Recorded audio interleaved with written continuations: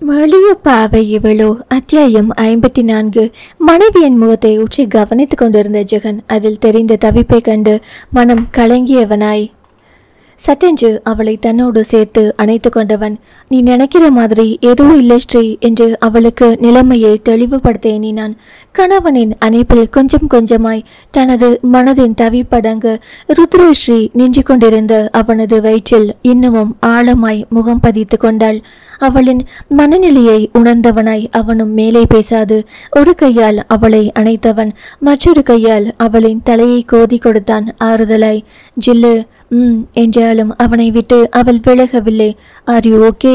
அவனது கேள்வியில் அவனை ஏறிட்டு பார்த்தவள் என்று தலையசைக்க, அவள் அப்படி சொன்னதும் அவன் அதிதி தன்னை அழைத்தது, அவளை மருத்துவமனையில் சேர்த்தது, அதன் பின் அவளது நாடகம் தெரிந்து அவளை அவன் திட்டிவிட்டு வந்தது என்று எல்லாவற்றையும் ஒளிவு மறைவு இல்லாமல் அவளிடத்தில் கூறியவன் அவள் முன் மண்டியிட்டு அமர்ந்து, ஜில்லு நான் சொல்றதையெல்லாம் நம்புறியா? இப்போது அவளின் தவிப்பு அவனிடத்தில் வந்து ஒட்டி கொண்டது. தான் சொன்னதை மனைவி சரியான கோணத்தில் புரிந்து கொள்ள வேண்டுமே என்கிற தவிப்பு அப்பட்டமாய் தெரிந்தது அவனது முகத்தில். உங்களை நம்பாமலா ஜெகன்? அவனது கண்ணம் பற்றி நேசத்தோடு சொன்னவள். இது என்ன? ஏன் முன்னாடி மண்டி போட்டுக்கிட்டு எழுந்து இங்க வந்து உட்காருங்க. தனது அருகில் இருந்த இடத்தை சுட்டிக்காட்டி அவள் சொல்ல, அவளது நம்பிக்கையில் அவனது முகம் மலர்ந்தது. முகம் கொள்ள புன்னகையுடன் எழுந்தவன் அவள் அருகில் வந்தமர்ந்து அவளை இழுத்து அணைத்தவன் அவளது உச்சி வயிற்றில் தனது உதட்டை அழுத்தமாய் பதித்தான். அவளும் வாகாய் அவன் மீது சாய்ந்து கொண்டாள். முன்பு இருந்த அலைப்புறுதல் தவிப்பு எல்லாம் சற்று குறைந்திருந்தது. ஸ்ரீ நான் சொல்றத நல்லா புரிஞ்சுக்கணும். நாங்க போனது அவளை காப்பாத்தினது எல்லாத்துக்கும் காரணம் என்னால ஒரு உயிர் போயிடக்கூடாதுங்கிற எண்ணத்தில் மட்டும்தான்.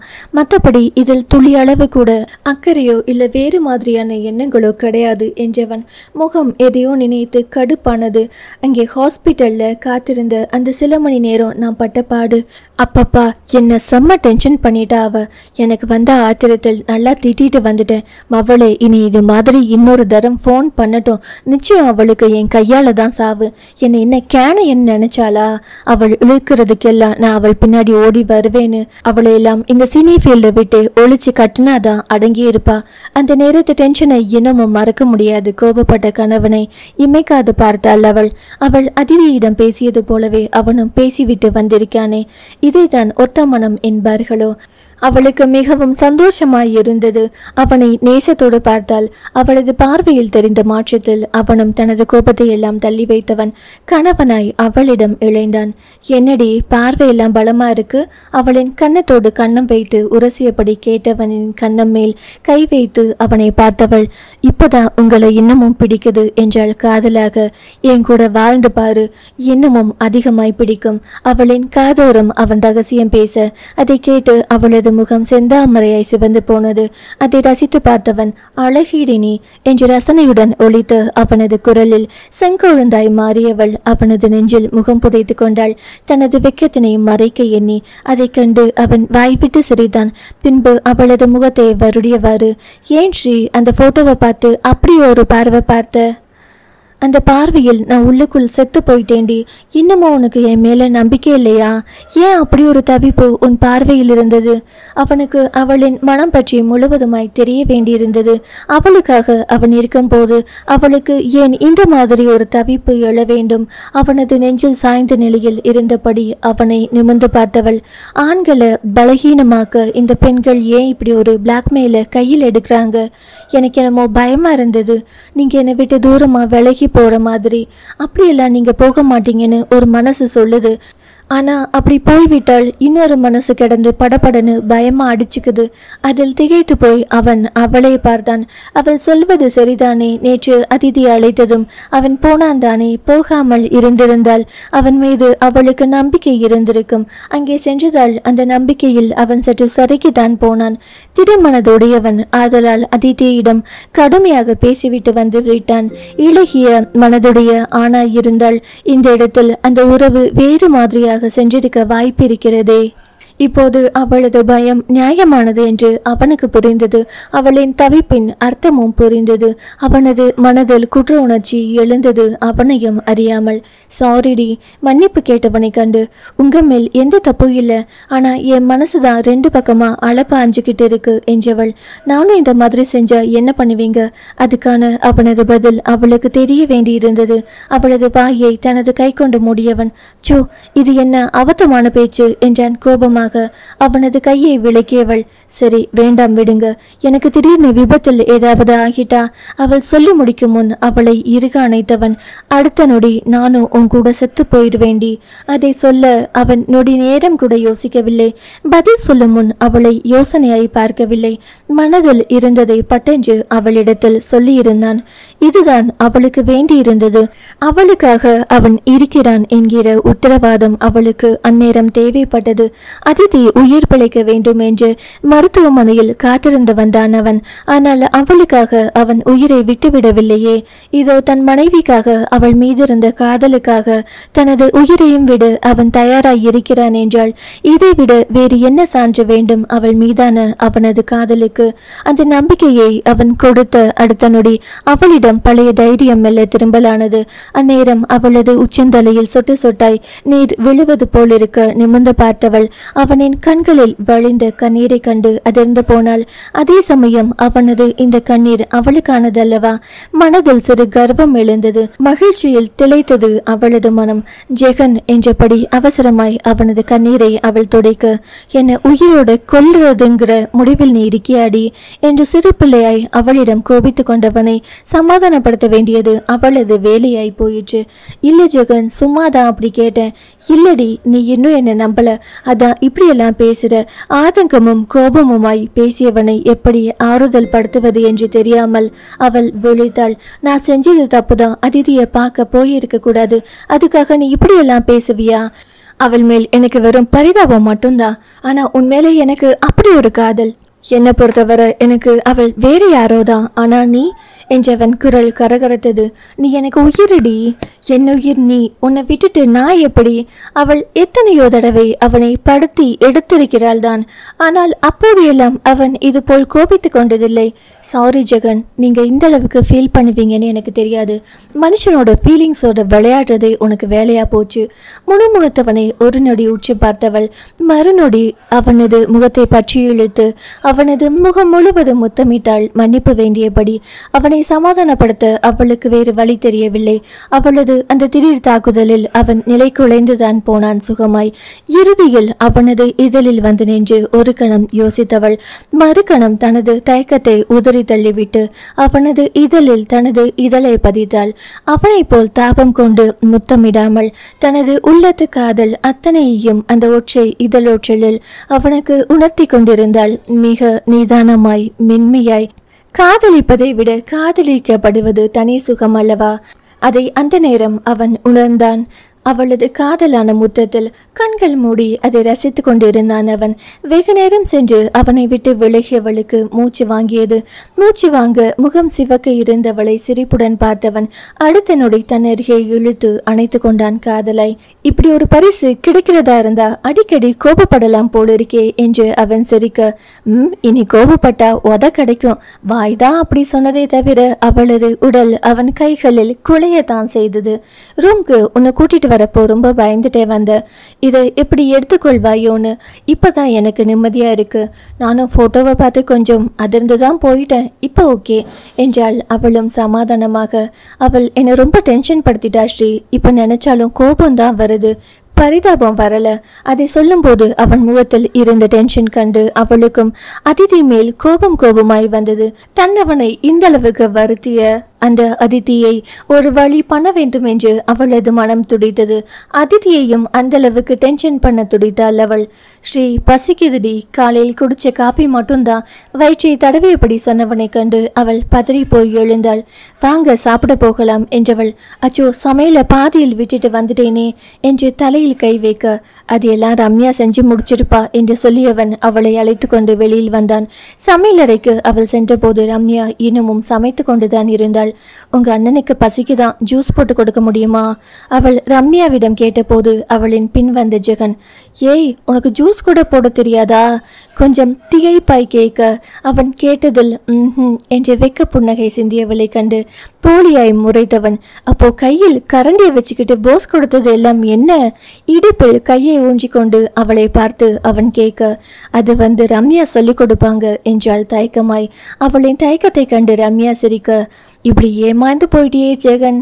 போலியாய் அவன் வருத்தப்பட என்று முறைத்தவளை கண்டு ஹஹ என்று வாய்விட்டு சிரித்தவன், அதான பார்த்தேன், என்னடா கம்ப்யூட்டர் பிடிச்ச கை கரண்டி எல்லாம் பிடிக்குதேன்னு என்றவன்.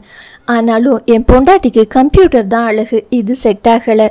உதட்டை பிதிக்கவனை கண்டு அவளது முகம் மாறியது. ஆனாலும் அவனுக்கு தெரியாமல் சாமர்த்தியமாக மறைத்து கொண்டாள். அதற்குள் ரம்யா பழச்சாறு தயாரித்து வந்து அண்ணன் கையில் கொடுக்க அதை வாங்கி கொண்டவன் அங்கே நின்று குடிக்க ஆரம்பித்தான். இங்கே என்ன அரட்டை என்றபடி செல்வாவும் அங்கே வர அரட்டை கச்சேரி ஆரம்பமானது.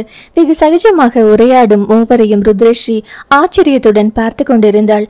அவளையும் பேச்சினுடைய இழுக்க அவர்கள் மறக்கவில்லை. அவர்களின் சிரிப்பு சத்தம் கேட்டு அங்கு வந்த அகிலாண்டத்தை தடுத்து நிறுத்திவிட்டார் காளிமுத்து.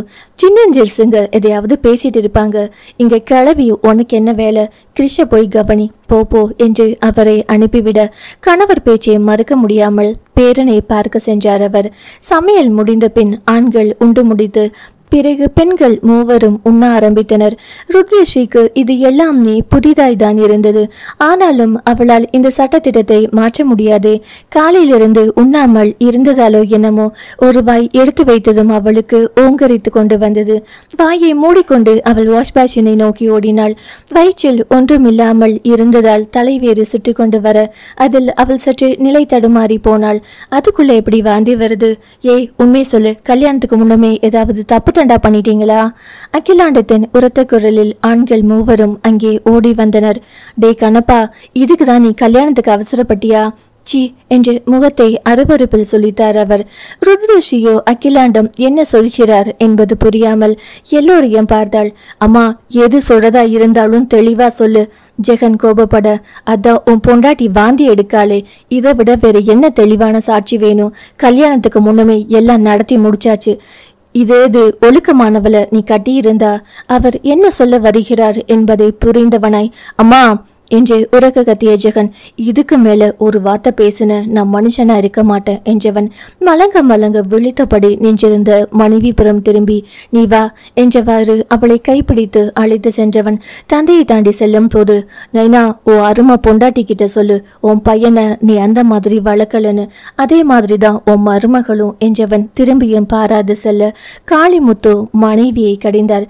கண்ணப்பாவை பத்தி உனக்கு தெரியாத அகிலா, நீ இப்படி பேசியது எனக்கு பிடிக்கல, அதுவும் நீ மருமக பொண்ணு பேசியது ரொம்ப ரொம்ப தப்பு என்று கோபப்பட்டவர் அங்கிருந்து சென்று விட்டார். மகனது கோபம் அகிலாண்டத்தை மிகவும் பாதித்தது. மருமகளை பேச போய் தேவையில்லாமல் மகனையும் சேர்த்தளவா அசிங்கப்படுத்தி விட்டார். தனது தவறு புரிய தலை குனிந்து அமர்ந்திருந்தார். அறைக்குள் நுழைந்ததும் ருத்ரஸ்ரீ அவனிடம், அத்தை என்ன சொன்னாங்க என்று கேட்க, முதல்ல நீ உட்காரு என்று அவளை கட்டிலில் அமர வைத்தவன், ஏன் வாமிட் பண்ணின? உடம்பு சரியில்லையா? டாக்டர் கிட்ட போவோமா என்று கரிசனையுடன் கேட்க அவனது கரிசனம் அவளது மனதை தொட மனம் நெகிழ்ந்தவளாய், காலிலிருந்து ஒன்னும் சாப்பிடல, அதான் இப்ப சாப்பிட்டா சரியா போயிடும் என்றாள் புன்னகையுடன். தன் பசியை கவனிப்பவளை அவன் பட்டினி போட்டிருப்பதை உணர்ந்து அவனுக்கு அத்தனை கஷ்டமாக இருந்தது.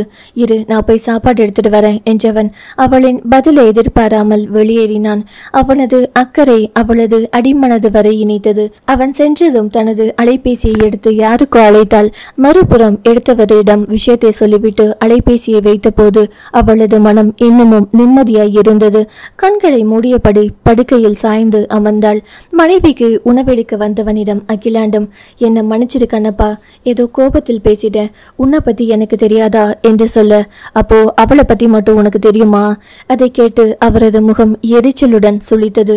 அதை கண்டு அவனது முகம் யோசனையாய் சுருங்கியது. எங்கோ தவறு நடப்பது போல். ஆனால் எங்கே என்றுதான் அவனுக்கு தெரியவில்லை. அன்னையிடம் ஒன்றும் பேசாது மனைவிக்கு உணவும் பழச்சாரும் எடுத்துக்கொண்டு சென்றான். மகனின் கோபம் அகிலாண்டத்தின் மனதை பாதிக்க அதுவும் மருமகள் மீதுதான் திரும்பியது. கணவன் வருகை உணர்ந்து கண்களை திறந்தவள் அவனை பார்த்து புன்னகைக்க அவனோ அவளை யோசனையாய் பார்த்தான்.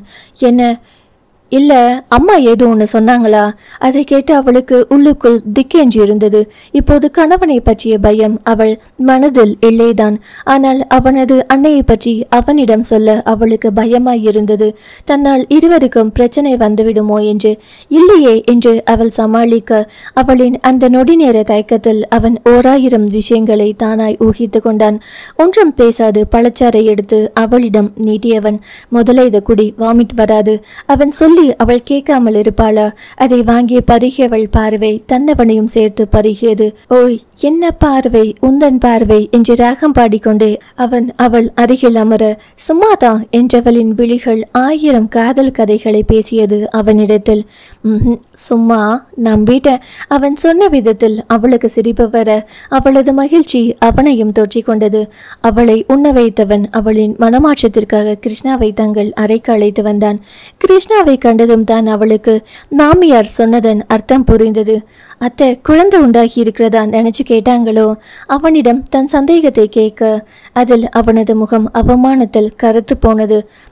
என்றான் ஆமோதிப்பாய். ஆனால் அவள் அதை பெரிதாய் எடுத்துக்கொள்ளவில்லை. குழந்தை உண்டாகிறது ரொம்ப சந்தோஷமான விஷயம் இல்லையா? அதுக்கே இப்படி கோபப்படணும் என்று கேட்டபடி அவள் கிருஷ்ணாவுக்கு விளையாட்டு காண்பிக்க இவள் புரிந்து பேசுகிறாளா இல்லை புரியாமல் பேசுகிறாளா என்று புரியாது அவன் குழம்பி நின்றான்.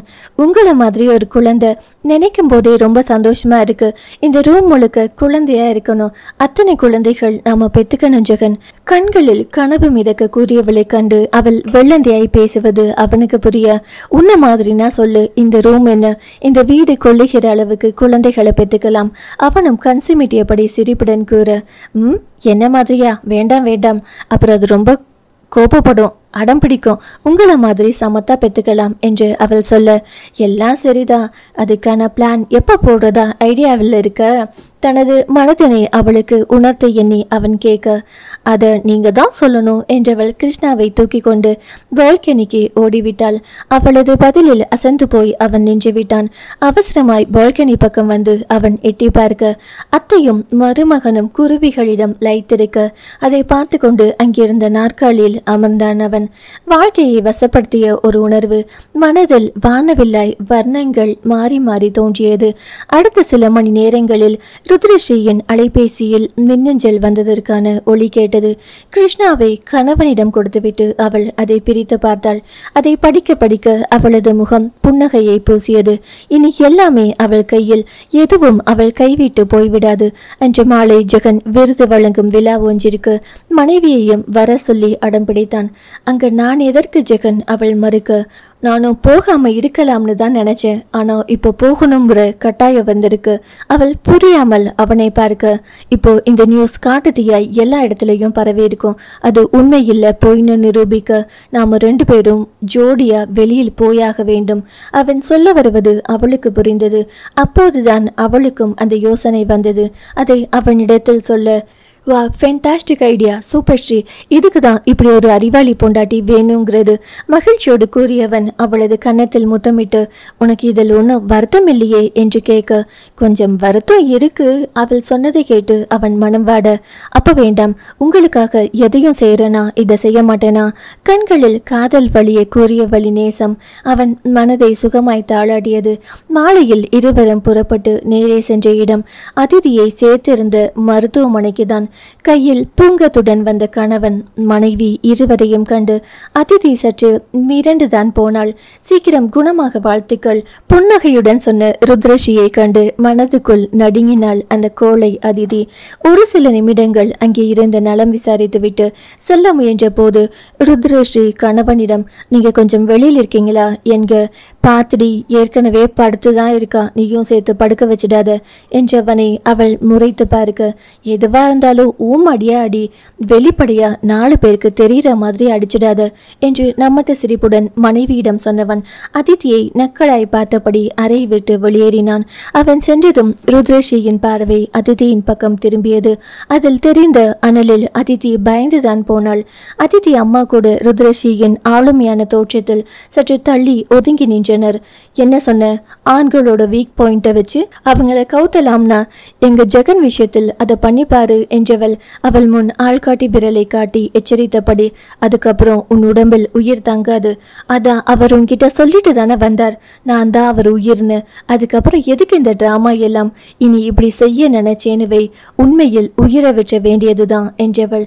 இப்போ உன் ஜாதகம் என் கையில், இனி உன் வாழ்க்கையும் என் கையில் என்று மிரட்டலாய் கூறியவளை கண்டு அதிதி வரவழைத்து கொண்ட தைரியத்துடன், என்ன மிரட்சியா? இது ஒன்று கற்காலம் இல்லை இப்படியெல்லாம் மிரட்டுறதுக்கு. அடேங்கப்பா, உண்மை சொன்னா மேடத்துக்கு கோபம் எல்லாம் வருது. அதே தானடி நானும் சொல்றேன். சும்மா சும்மா என்னை மிரட்ட வேலைய நீ விற்றுன்னு.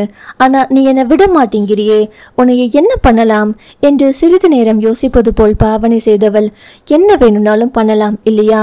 ஏன்னா இனி உன் தலைவிதியை எழுத போற பிரம்மா நான் மட்டும்தான் என்று அழுத்தம் திருத்தமாய் கூறியவள் அடுத்த கணம் தாமதிக்காது கம்பீரமாய் நிமிர்வாய் அந்த அறையை விட்டு வெளியேறினாள். ருத்ரஸ்ரீ கூறியதை கேட்டு அதிதியின் முகம்தான் வெளுத்து போனது அச்சத்தில். அத்தியாயம் 55. அப்படி என்னடி பேசுன? மருத்துவமனை வராந்தாவில் நடந்து கொண்டே ஜெகன் மனைவியின் காதல் ரகசியமாய் கேட்க, உண்மையே பேசின என்றவளின் உதட்டில் நம்மட்டு சிரிப்பு தவழ்ந்தது. உன் சிரிப்பே சரியில்லையே என்றவனின் முகத்திலும் புன்னகைதான். இது லேடி சமாச்சாரம், நீங்க என்னன்னு எல்லாம் கேட்கக்கூடாது. போலியான மிரட்டலுடன் கூறியவளை கண்டு கை கட்டி வாய்ப்பொத்தியபடி நடந்தவன், மேடம் சொன்னா நோ அப்பீல் என்றான் பணிவாக. ஐயோ ஜெகன், யாராவது பார்க்க போறாங்க. சுற்றமுற்றம் பார்த்தபடி அவனது கைகளை அவள் விலக்கிவிட, பார்த்தா பார்க்கட்டும், அந்த போட்டோவை போட்ட மாதிரி இதையும் போடட்டும் அசால்ட்டாய் கூறியவன். அப்படியாவது 4 பேருக்கு தெரியட்டுமே ஜேவிபி பொண்டாட்டிக்கு பயப்படுறவன்னு அவன் கூறியதை கேட்டு செல்லமாய் அவனது தோளில் அடித்தவள், ரொம்ப தான் அப்படியே பயந்துட்டாலும் என்க, இதையும் போட்டோ எடுத்து போட போறாண்டி பார்த்து. இனி நான் சொல்ல தேவையில்லை, நீ என்ன அடிக்கிற இந்த போட்டோ சொல்லும் நான் உன்கிட்ட எந்த அளவுக்கு பயப்படுறேன்னு. போங்க ஜெகன், உங்க கூட இருந்தா எனக்கு உலகமே மறந்து போகுது என்று சினிங்கியவளின் கையை பிடித்தவன், இப்படிதான் இருக்கணும், என்ன தவிர வேறு எந்த நினைவும் உனக்கு வரக்கூடாது என்று காதல் பார்வை பார்த்தவனுக்கு சற்றும் சளைக்காமல் காதல் பார்வை வீசினாள் அவள். மனைவியோடு சேர்ந்து விருது வழங்கும் விழாவிற்கு சென்ற போது அத்தனை மகிழ்ச்சியாய் நிறைவாய் உணர்ந்தான் அவன். அழகும் கம்பீரமும் ஆளுமையும் கூடிய மனைவியுடன் அரங்கத்தினுள் சென்று அமர்ந்த போது அவன் அத்தனை கர்வமாய் உணர்ந்தான். எந்தவித போலியான அலங்காரம் இல்லாமல் இயற்கை அழகுடன் இருந்தவளின் அழகின் முன் அங்கிருந்த நடிகைகளின் பைப்பூச்சி பூசிய அழகு கூட சற்று மங்கித்தான் காணப்பட்டது. விருது முடிந்து வெளியில் வரும் வரை எந்த பிரச்சனையும் எழவில்லை. வெளியில் வந்தபோது ஒரு பத்திரிகையாளர் அவளை பிடித்து கொண்டார். அவர் கேட்ட முதல் கேள்வியே அதிதிக்கும் ஜெகனுக்கும் உள்ள உறவை பற்றிதான். அதை கேட்டு ஜெகனுக்கு ஆத்திரம் வந்தது. என்ன மனிதர்கள் இவர்கள் என்று.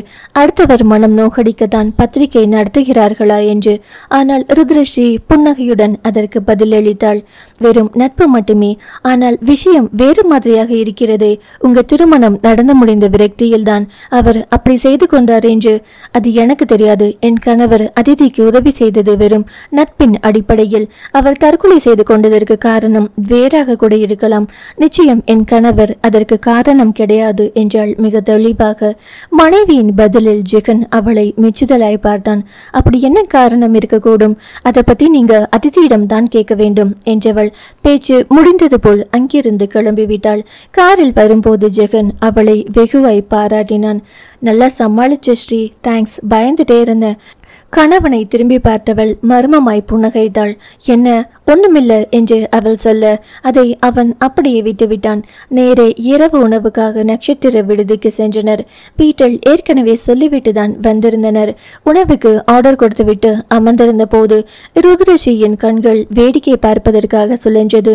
ஓரிடத்தில் அவளது கண்கள் நிலைக்குத்தி நிற்க, ஜெகன் என்று அவன் கையை பிடித்து உலுக்கினாள் அவள். மெனு கார்டை சும்மா புரட்டி கொண்டு இருந்தவன் அவளது செய்கையில் நிமிர்ந்து பார்த்து, என்ன அங்க பாருங்க. அவள் சுட்டிக்காட்டிய திசையில் பார்த்தவன், பார்த்தாச்சு, அங்க என்ன இருக்கு? புரியாமல் மீண்டும் அவளை பார்த்தான். அவள் அவனை கூர்ந்து பார்த்தவள், உங்களுக்கு அடையாளம் தெரியலையா? யாரு? மீண்டும் பார்த்தான் அந்த திசையில். மனைவி யாரை சொல்கிறாள் என்று அவனுக்கு புரியவில்லை. அதான் அந்த பொண்ணு எந்த பொண்ணு? கணவனுக்கு உண்மையில் அடையாளம் தெரியவில்லை என்று புரிந்தவளாய், அந்த கிரீன் சுடி போட்ட பொண்ணு. அவள் சொன்னதும் அங்கே பார்த்தவன், அவளுக்கு என்ன ரொம்ப சுமாரான ஃபிகரா இருக்கா, அவளை போய் பார்க்க சொல்றியே, அதுக்கு உன்னை பார்க்க சொன்னாலும் தேவல என்றவன் மையலாக அவளை பார்க்க, அவனது வார்த்தையில் மனதில் எழுந்த நிம்மதியில் சந்தோஷத்தில் அவனது கன்னத்தில் இச்சென்று அழுத்தமாய் முத்தமிட்டாள் அவள். ஏய், கன்னத்தை தடவியபடி பிரமிப்பாய் அவளை பார்த்தவன், இது நம்ம ரூமில் வச்சு கொடுத்திருக்கணும் நீ. அவனது பார்வையும் குரலும் அத்தனை கிரக்கமாய் இருந்தது. அதில் நாணத்துடன் தலை கவிழ்ந்தாள் அவள். நீ இந்த அளவுக்கு சந்தோஷப்படும்படி அப்படி என்ன நடந்துச்சு என்று யோசித்தவன், ஞாபகம் வந்துருச்சு, அந்த பொண்ணை சுமார்னு சொன்னதுக்கா? உண்மையில் அவள் சுமார் தாண்டி. அதுக்கில்ல என்றவள். அந்த பெண்ணை உண்மையில் உங்களுக்கு தெரியலையா? அது தானடி இத்தனை நேரம் நான் சொல்லிட்டு இருக்கேன். அவன் கோபம் கொள்ள, இந்த பொண்ணுதான் ஐயா விரும்புறதா அன்னைக்கு என்கிட்ட சொன்னீங்க, ஞாபகம் இருக்கா? அவளா இவள்? அவன் திகைத்துதான் போனான். இது ஏதடா புது பிரச்சனை என்று. ஜெகன், உனக்கு கட்டம் சரியில்லை போலவே. மனதுக்குள் புலம்ப வேறு செய்தான். அவளை அடையாளம் கூட தெரியல, இதில் அவளை காதலிக்கிறேன்னு பொய் வேற. ஃப்ராடு, பக்கா ஃப்ராடு என்று அவள் அவனை திட்ட, அவள் கோபப்பட்டு திட்டிக்கிறாளோ என்று சந்தேகமாய் அவளை உற்று பார்த்தவன். அவளது கண்களில் தெரிந்த சிரிப்பில் நிம்மதியடைந்தவனாய் அவளை தன்னருகே இழுத்து அணைத்தவன். அப்படியாவது உனக்கு பொறாம வரதான்னு பார்த்தேன், ஆனா நான் சொன்ன வார்த்தை இப்படி எனக்கே ஆப்பா திரும்பும்னு நினைச்சு கூட பார்க்கல ஸ்ரீ. ரொம்ப சொதப்பிட்டேன் இல்ல?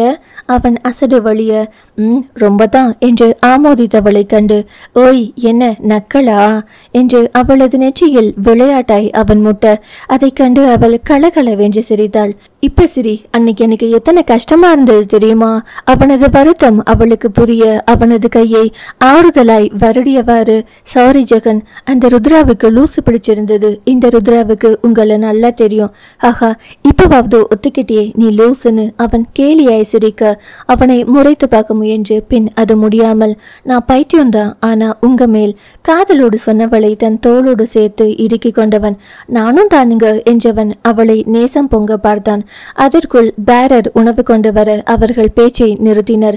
அதன் பின் ஒருவருக்கொருவர் பரிமாறியபடி பேசியபடி சாப்பிட பொழுது இனிமையாய் கழிந்தது.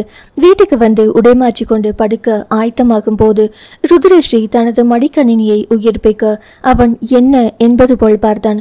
அவள் நிறுவனத்திற்கு போகாததால் அவளுக்கு ஏகப்பட்ட வேலைகள் காத்திருந்தது. பகலில் அவளால் இதில் கவனம் செலுத்த முடியவில்லை. வேலருக்கு அவளின் வார்த்தையில் அவனது மனதில் சிறு ஏமாற்றம் கவிழ்ந்தது. மதியம் அவள் சொன்னதிலிருந்து வாழ்க்கையை பற்றி பலவித கனவுகளோடு இருந்தான் அவன். ஆனாலும் சமாளித்து கொண்டு, ஓகே அதை பாரு. ஆனாலும் அவளுக்கு அவனின் ஏமாற்றம் புரியாமல் இல்லை. கொஞ்ச நேரம்தான். நான் ஒன்றும் சொல்லலையே, நீ போய் உன் வேலையை பாரு, எனக்கு எந்த பிரச்சனையும் இல்லை புரிதலுடன் சொன்னவனை நன்றியுடன் பார்த்தவள் தனது வேலையை பார்க்க சென்றாள். அவனும் சிறிது நேரம் தனது அலைபேசியில் பாட்டு கேட்டுக்கொண்டு இருந்தவன் பின்பு மெல்ல கண்ணயர்ந்தான். ருத்ரஸ்ரீ தனது வேலை முடிந்து வரும்போது நேரம் நடுநிசையை தாண்டி இருந்தது. கணவன் நன்கு உறங்கி கொண்டிருப்பதை பார்த்து அவனை தொந்தரவு செய்யாமல் மறுபக்கம் வந்து படுத்தவளுக்கு உறக்கம் வரவில்லை. மனதில் ஏதேதோ யோசனைகள். இப்படி அலுவலகத்திற்கு போகாமல் இன்னும் இத்தனை நாட்களுக்கு சமாளிக்க போகிறோம் என்று. இதோடு சேர்த்து கார்த்திக் நிறுவனத்தை பார்த்து கொள்ளும் கூடுதல் பொறுப்பு வேறு. எல்லா வேலைகளையும் நினைத்தால் அவளுக்கு தலை சுற்றியது. இதில் இந்த அதிதி வேறு, அவளது பிரச்சனையை வேறு லாபகமாக கையாள வேண்டும். எல்லாவற்றையும் யோசித்தவளுக்கு தூக்கம் தூர போனது. அவள் உறக்கமில்லாமல் படுக்கையில் அங்குமிங்கும் புரண்டபடி இருக்க அவளது அசைவில் ஜெகன் கண்விழித்தான். ஸ்ரீ தூங்கலையா? அவன் அழைத்ததில் கண்விழித்து பார்த்தவள் பார்வையில் இருந்த கலக்கம் அந்த தூக்க கலக்கத்திலும் அவனுக்கு தெளிவாக புலப்பட்டது. அவள் பக்கத்தில் வந்தவன் அவளது தலையை வருடியபடி, என்னடா? அவனது அன்பான அந்த ஒற்றை வார்த்தையில் அவளது கலக்கம் பறந்தோட, ஒண்ணுமில்ல என்க. அப்ப தூங்கு என்று அவன் சொல்ல அதற்கு மேல் தூங்காமல் இருந்தாலும் நன்றாக இருக்காது என்று அவளுக்கு தோன்ற படுக்கையில் இருந்து எழுந்தாள். இந்த நேரத்தில் எங்க போற? தூங்கு. தூக்கம் வரல, அதான் ஸ்லீப்பிங் டேப்லெட் எடுக்கலாம்னு. நேற்று இரவும் அவள் உறங்கவில்லை. இன்றும் உறங்காமல் இருந்தால் நிச்சயம் அவள் மன அழுத்தத்திற்கு உள்ளாவாள். அது அவளுக்கே தெரிந்திருந்தது. அவள் சொன்னதை கேட்டு அவன் தான் அதிர்ந்து போனான். அவளை பற்றி தனக்கு நன்கு தெரியும் என்று இருமாப்பில் இருந்தவனின் இருமாப்பு அந்த நொடி சுக்குநூறாய் உடைந்தது. இது என்ன கெட்ட பழக்கம்? டேப்லெட் போட்டு தூங்குவது. ஒர்க் டென்ஷன்ல பெரும்பாலான நேரம் இப்படிதான் என்றவளை கண்டு என்ன சொல்வது என்று அவனுக்கு தெரியவில்லை. ஆனாலும் அவள் மாத்திரை எடுப்பதை தடுக்க வேண்டும். அது மட்டும் அவனுக்கு தோன்றியது. படுக்கையில் சாய்ந்தமர்ந்து கொண்டு இரு கரம் நீட்டி அழைத்தான் அவளை. அந்த நொடி தாமதிக்காமல் அவள் அவன் கைகளில் சரண் புகுந்தாள்.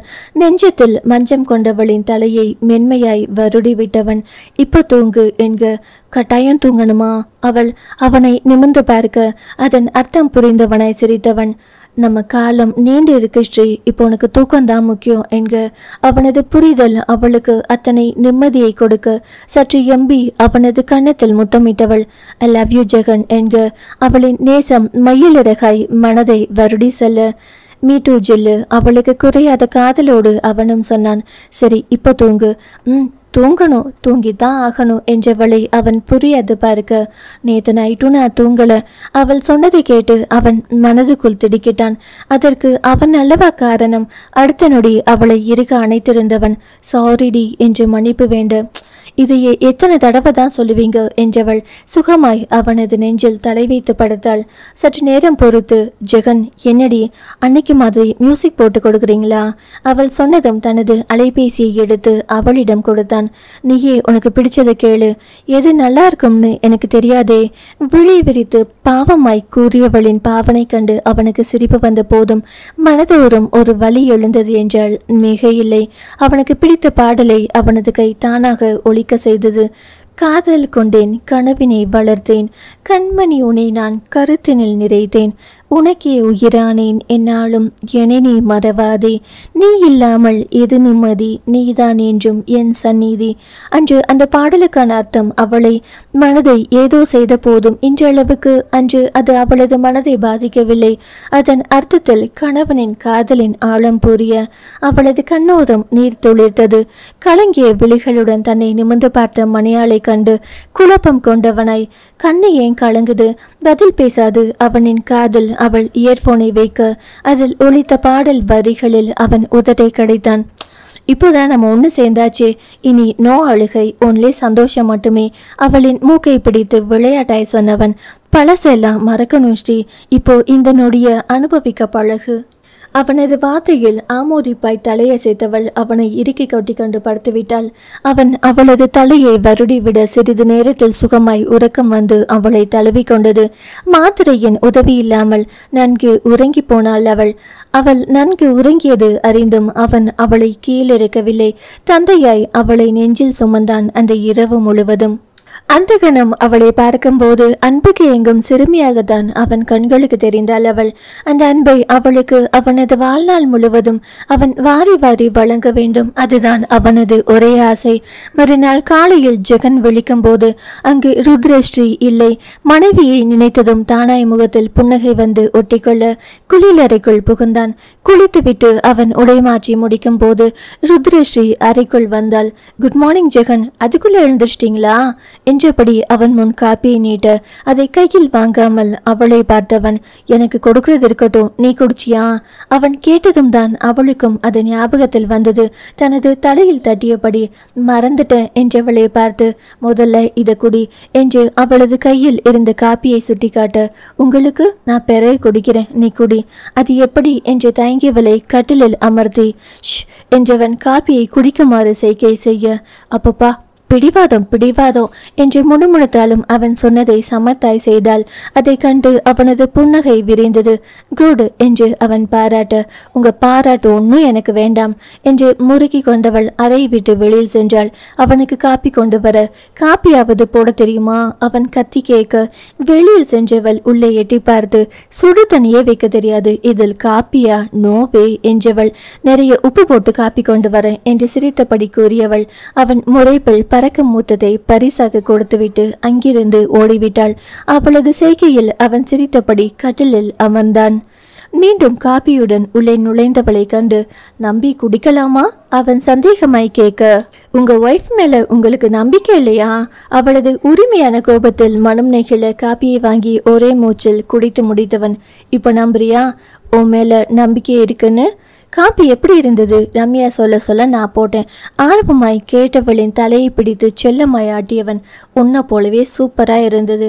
அதில் அவளது அகமும் முகமும் மலர்ந்து போனது. ஏதோ இமாலய சாதனையை நிகழ்த்தியது போல். ஸ்ரீ இங்க வா என்று அவன் அலமாரி பக்கம் கூட்டி சென்றான். என்னங்க? அவன் அந்த அலமாரியை திறந்ததும் அவளது கண்கள் வியப்பில் விரிந்தது. ஜெகன் கண்கள் கலங்க, அதற்கு நேர்மாறாய் முகம் மலர அவனது கையை பிடித்து கொண்டவள் இதயம் படபடவென்று அடித்து கொண்டது அவனது அளவில்லா காதலில். ஏனெனில் அந்த அலமாரி உள்ளே முழுவதும் அவளது புகைப்படங்கள் விதவிதமாய் ஒட்டியிருந்தது. எல்லாமே அவளது கல்லூரி காலகட்டத்தில் எடுத்தது போலும். ஒன்றிரண்டு இப்போது எடுத்த புகைப்படங்கள். இதில் இருக்கிற கிஃப்ட் எல்லாம் ஒவ்வொரு லவ்வர்ஸ் டேக்கும் வாங்கி வைத்தது. ஒரே ஒரு வருஷத்தை தவிர. அவனது வார்த்தையில் அதை புரிந்து கொண்டவளாய் அவனது கண்களில் கண்ணீர் வழிந்தது. அதை கண்டு அவன்தான் பேசியதை உணர்ந்து தன்னை தானே மனதுக்குள் கடிந்து கொண்டான். அவளின் மனதை மாற்ற வேண்டி வேறு பேச்சை ஆரம்பித்தான். அன்னைக்கு கேட்டியே ஒரு கிஃப்ட்டுக்கு பஞ்சமா போச்சுன்னு, உனக்காக நான் எத்தனை கிஃப்ட் வாங்கி வச்சிருக்கேன்னு பாரு. நான் என்ன மறந்தாலும் உன்னை எப்படியே மறப்பேன். அவனது காதலில் அவளது மனம் பாகாய் உருகியது. அவனது இத்தகைய காதல் கிடைக்க அவள் எந்த பிறவியில் என்ன தவம் செய்தாலோ பேச வார்த்தைகள் வரவில்லை அவளுக்கு. அமைதியாய் அவனை அணைத்து கொண்டு நின்றாள். சிறிது நேரம் சென்று விடுவித்தவள், உங்களுக்கு நான் ஒண்ணுமே கொடுக்கலையே என்க, மொத்தமாய் கொடுக்க வச்சிடலாம் என்று விஷமமாய் அவன் சிரித்தவனை புரியாமல் பார்த்தவள், கட்டாயம் நீங்க கேட்டு நான் கொடுக்காம இருப்பேனா? எப்போதும் இதை நீ மறக்காமல் இருக்கணும் என்று சிரிப்புடன் சொன்னவன் ஒரு கவரை எடுத்து அவளிடம் கொடுத்தான். புரியாது பிரித்து பார்த்தவள் திகைத்து போனாள். இது எதுக்கு என்கிட்ட கொடுக்குறீங்க? அவள் கையில் இருந்தது எல்லாம் அவள் காளிமுத்துவிடம் கொடுத்து விட்டு சென்ற அவளது பரம்பரை சொத்து பத்திரங்கள். இது உன்னோடது தானே? அது வந்து கடன் என்று அவள் தயங்க, நீ வேற நான் வேற ஸ்ரீ? அவனது கேள்வியில் அவள் உள்ளம் துடிக்க அவனை பார்த்தாள். அவன் வேறு அவள் வேறா? அதை எப்படி அவளால் சொல்ல முடியும்?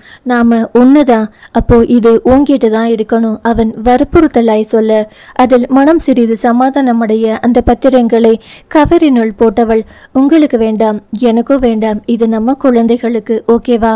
எதையும் தொலைநோக்கு சிந்தனையுடன் தெளிவாய் அணுகும் மனைவி மீது காதல் பெருக்கெடுத்தது அவனுக்கு.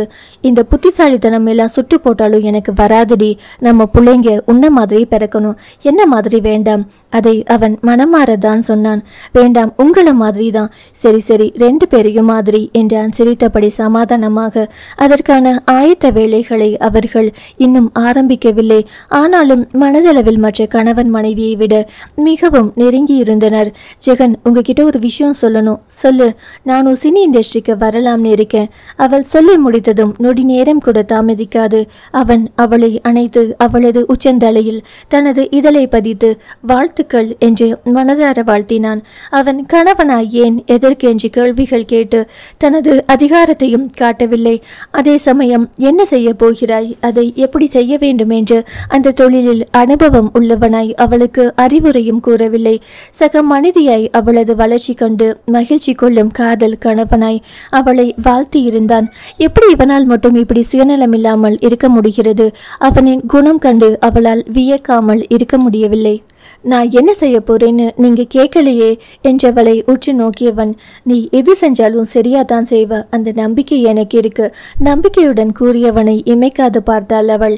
அவள் மீதான அவனது நம்பிக்கையில் அவளது தன்னம்பிக்கை அதிகரித்தது என்றால் மிகையில்லை. அது எல்லாம் இருக்கட்டும், நீ என்ன இப்படியே வீட்டை சுத்திக்கிட்டு இருக்க? கம்பெனிக்கு போற ஐடியா இருக்கா இல்லையா? அவன் கேட்டதும் விழித்தவள் தன்னை சுதாரித்து கொண்டு, நீங்க கிளம்பியதும் நான் கிளம்பிடுவேன். ஆனா எனக்கு உங்க கூடவே வீட்டில் இருக்கணும்னு தான் ஆசையா இருக்கு. அவனுக்குமே அவளை போல்தான் ஆசையாக இருந்தது. ஆனால் அப்படி அவன் இருந்தால் அவளது வேலைகள் பாதிக்கப்படுமே. முக்கியமாக இப்போது அவள் கட்டி கொண்டிருக்கும் நிறுவனம். எனக்கும் வேலை இருக்கு என்றவன் தனது வேலையை பார்க்க கிளம்பினான். டே புதுமாப்பிள்ள, உனக்கு என்னடா ஆபீஸில் வேலை? எல்லாம் நான் பார்த்துக்கிறேன் என்று சொன்ன செல்வாவை தடுத்து அவனும் உடன் கிளம்பினான். கணவனிடம் பொய் சொன்னது குறித்து அவளுக்கு மனதுக்கு மிகவும் வருத்தமாக இருந்த போதும் குடும்பத்தின் நன்மைக்காக அதை சொல்வதில் தப்பில்லை என்று மனதை சமாதானப்படுத்தி கொண்டாள். மதிய உணவுக்கு கணவன் வீட்டுக்கு வந்தபோது அவனுக்காக தான் வந்ததாக காட்டிக்கொண்டாள். அதில் அவனும் மனம் மகிழ்ந்து போனான். அதே போல் அவள் உண்டாளா என்பதை பார்த்துவிட்டே அவன் கிளம்பி சென்றான். மாமியாரும் ரம்யாவும் மதிய நேர ஓய்வுக்காக தங்களது அறைக்கு சென்றுவிட அவளுக்கு தான் நேரம் போகவில்லை. கிருஷ்ணா இருந்தாலாவது அவனுடன் விளையாடி கொண்டிருக்கலாம். ஆனால் அவன் தூங்கிக் கொண்டிருந்தான். அதனால் அறைக்கு வந்து மடிக்கணினியை எடுத்து வைத்து கொண்டு அமர்ந்து விட்டாள்.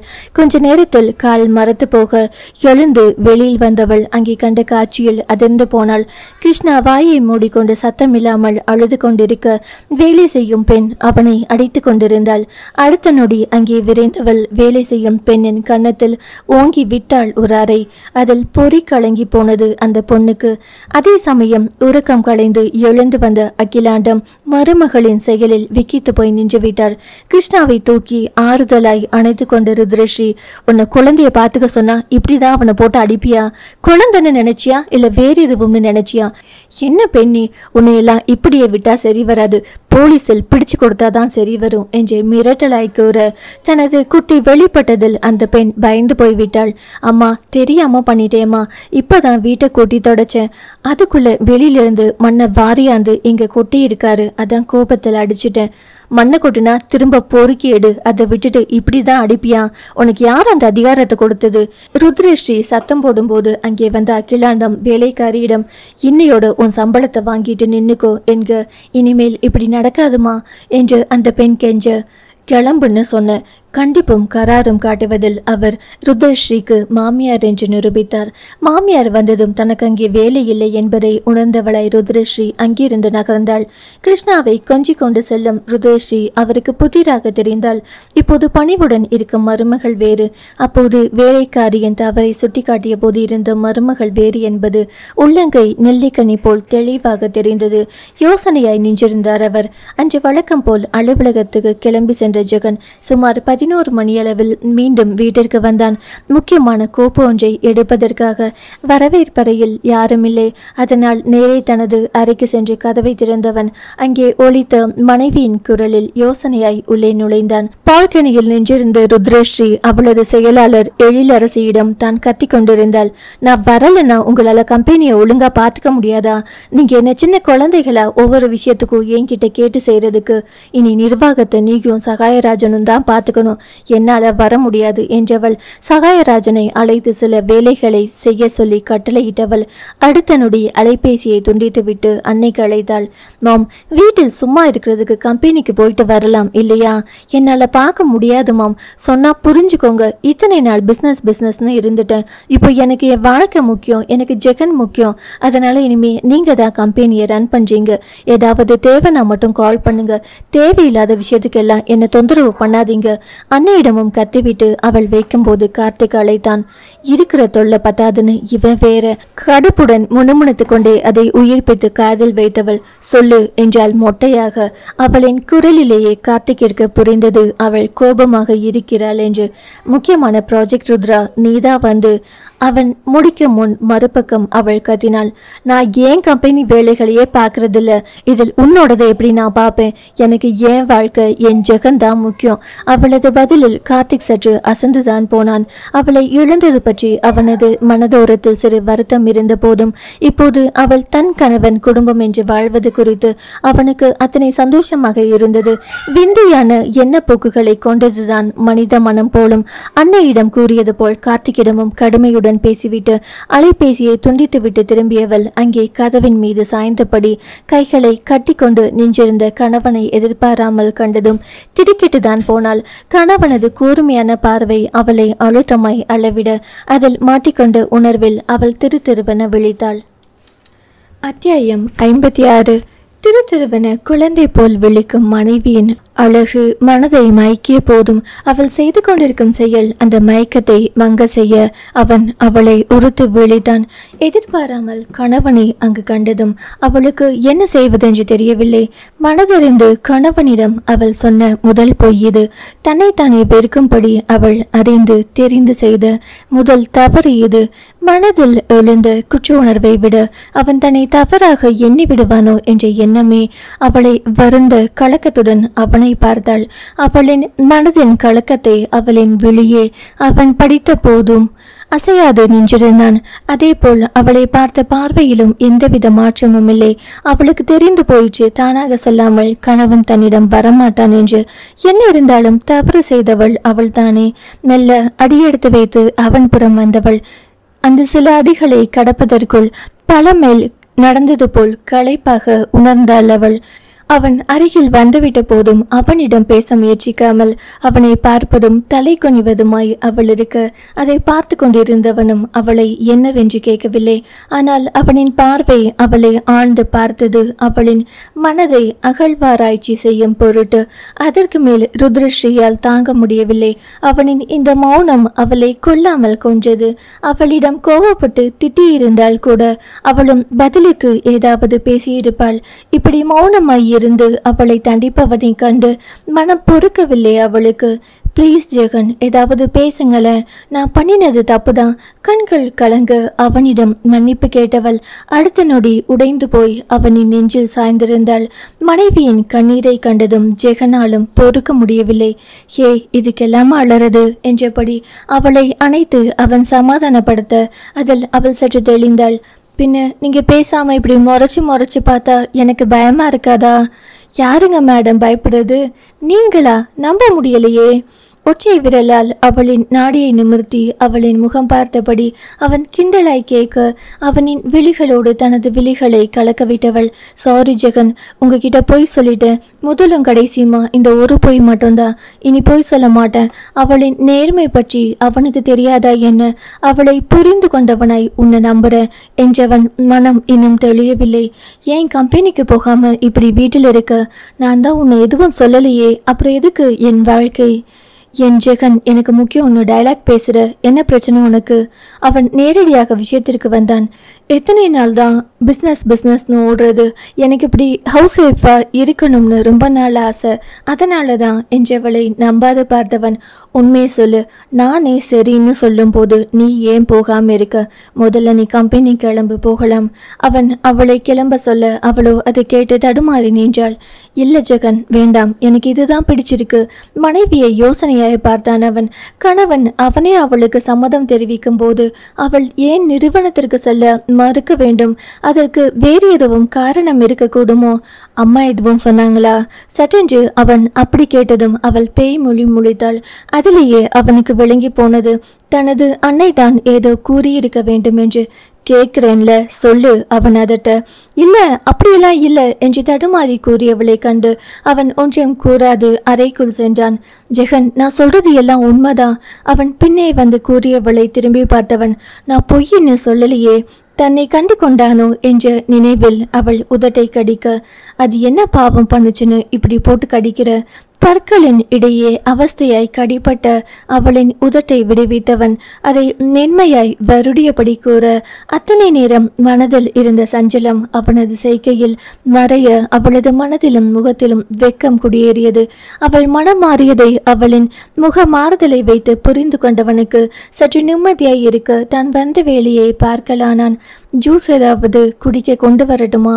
அலமாரியில் இருந்து கோப்பை எடுத்தவன் அதை மூடிவிட்டு அவள் அருகில் வந்து, உனக்கு பரிசோதனை எளியா நானா கிடைச்சேன் என்று கேலியாய் கேட்டவன், நீயே போட்டு குடிச்சு பார்த்துட்டு நல்லா இருந்தா சொல்லு, அப்போதும் என் பதில் பார்க்கலாம் தான் என்றவன் தன் கையில் இருந்த கோப்பை கொண்டு அவளது தலையில் செல்லமாய் தட்டியபடி வெளியில் செல்ல, என்று சினுங்கிக் கொண்டே அவள் காலால் தரையை உதைக்க அவளின் செயலில் மீண்டும் அறைக்குள் எட்டி எட்டி பார்த்தவன் பாதடி தரையில் பள்ளம் விழுந்துட போகுது. கேலியாய் கூறியவனை கண்டு அவள் முறைக்க ஏதோ அவள் விருது கொடுத்தது போல் அதை பார்த்து முகம் கொள்ளா சிரிப்புடன் அவன் அங்கிருந்து அகன்றான். அவளோ அவனை நினைத்து மனதுக்குள் புன்னகைத்தபடி நிற்க அவனோ அவளை நினைத்து யோசனையாய் சென்றான். அன்றிரவு ருத்ரஷி வேலை முடிந்து அறைக்கு சென்றுவிட அவன் தனது பெற்றோரை தேடி சென்றான். மனைவி அவனிடத்திலிருந்து மறைத்தாள் என்ன? அவனது தங்கை அவனிடத்தில் எல்லாவற்றையும் புட்டு புட்டு வைத்து விட்டாளே.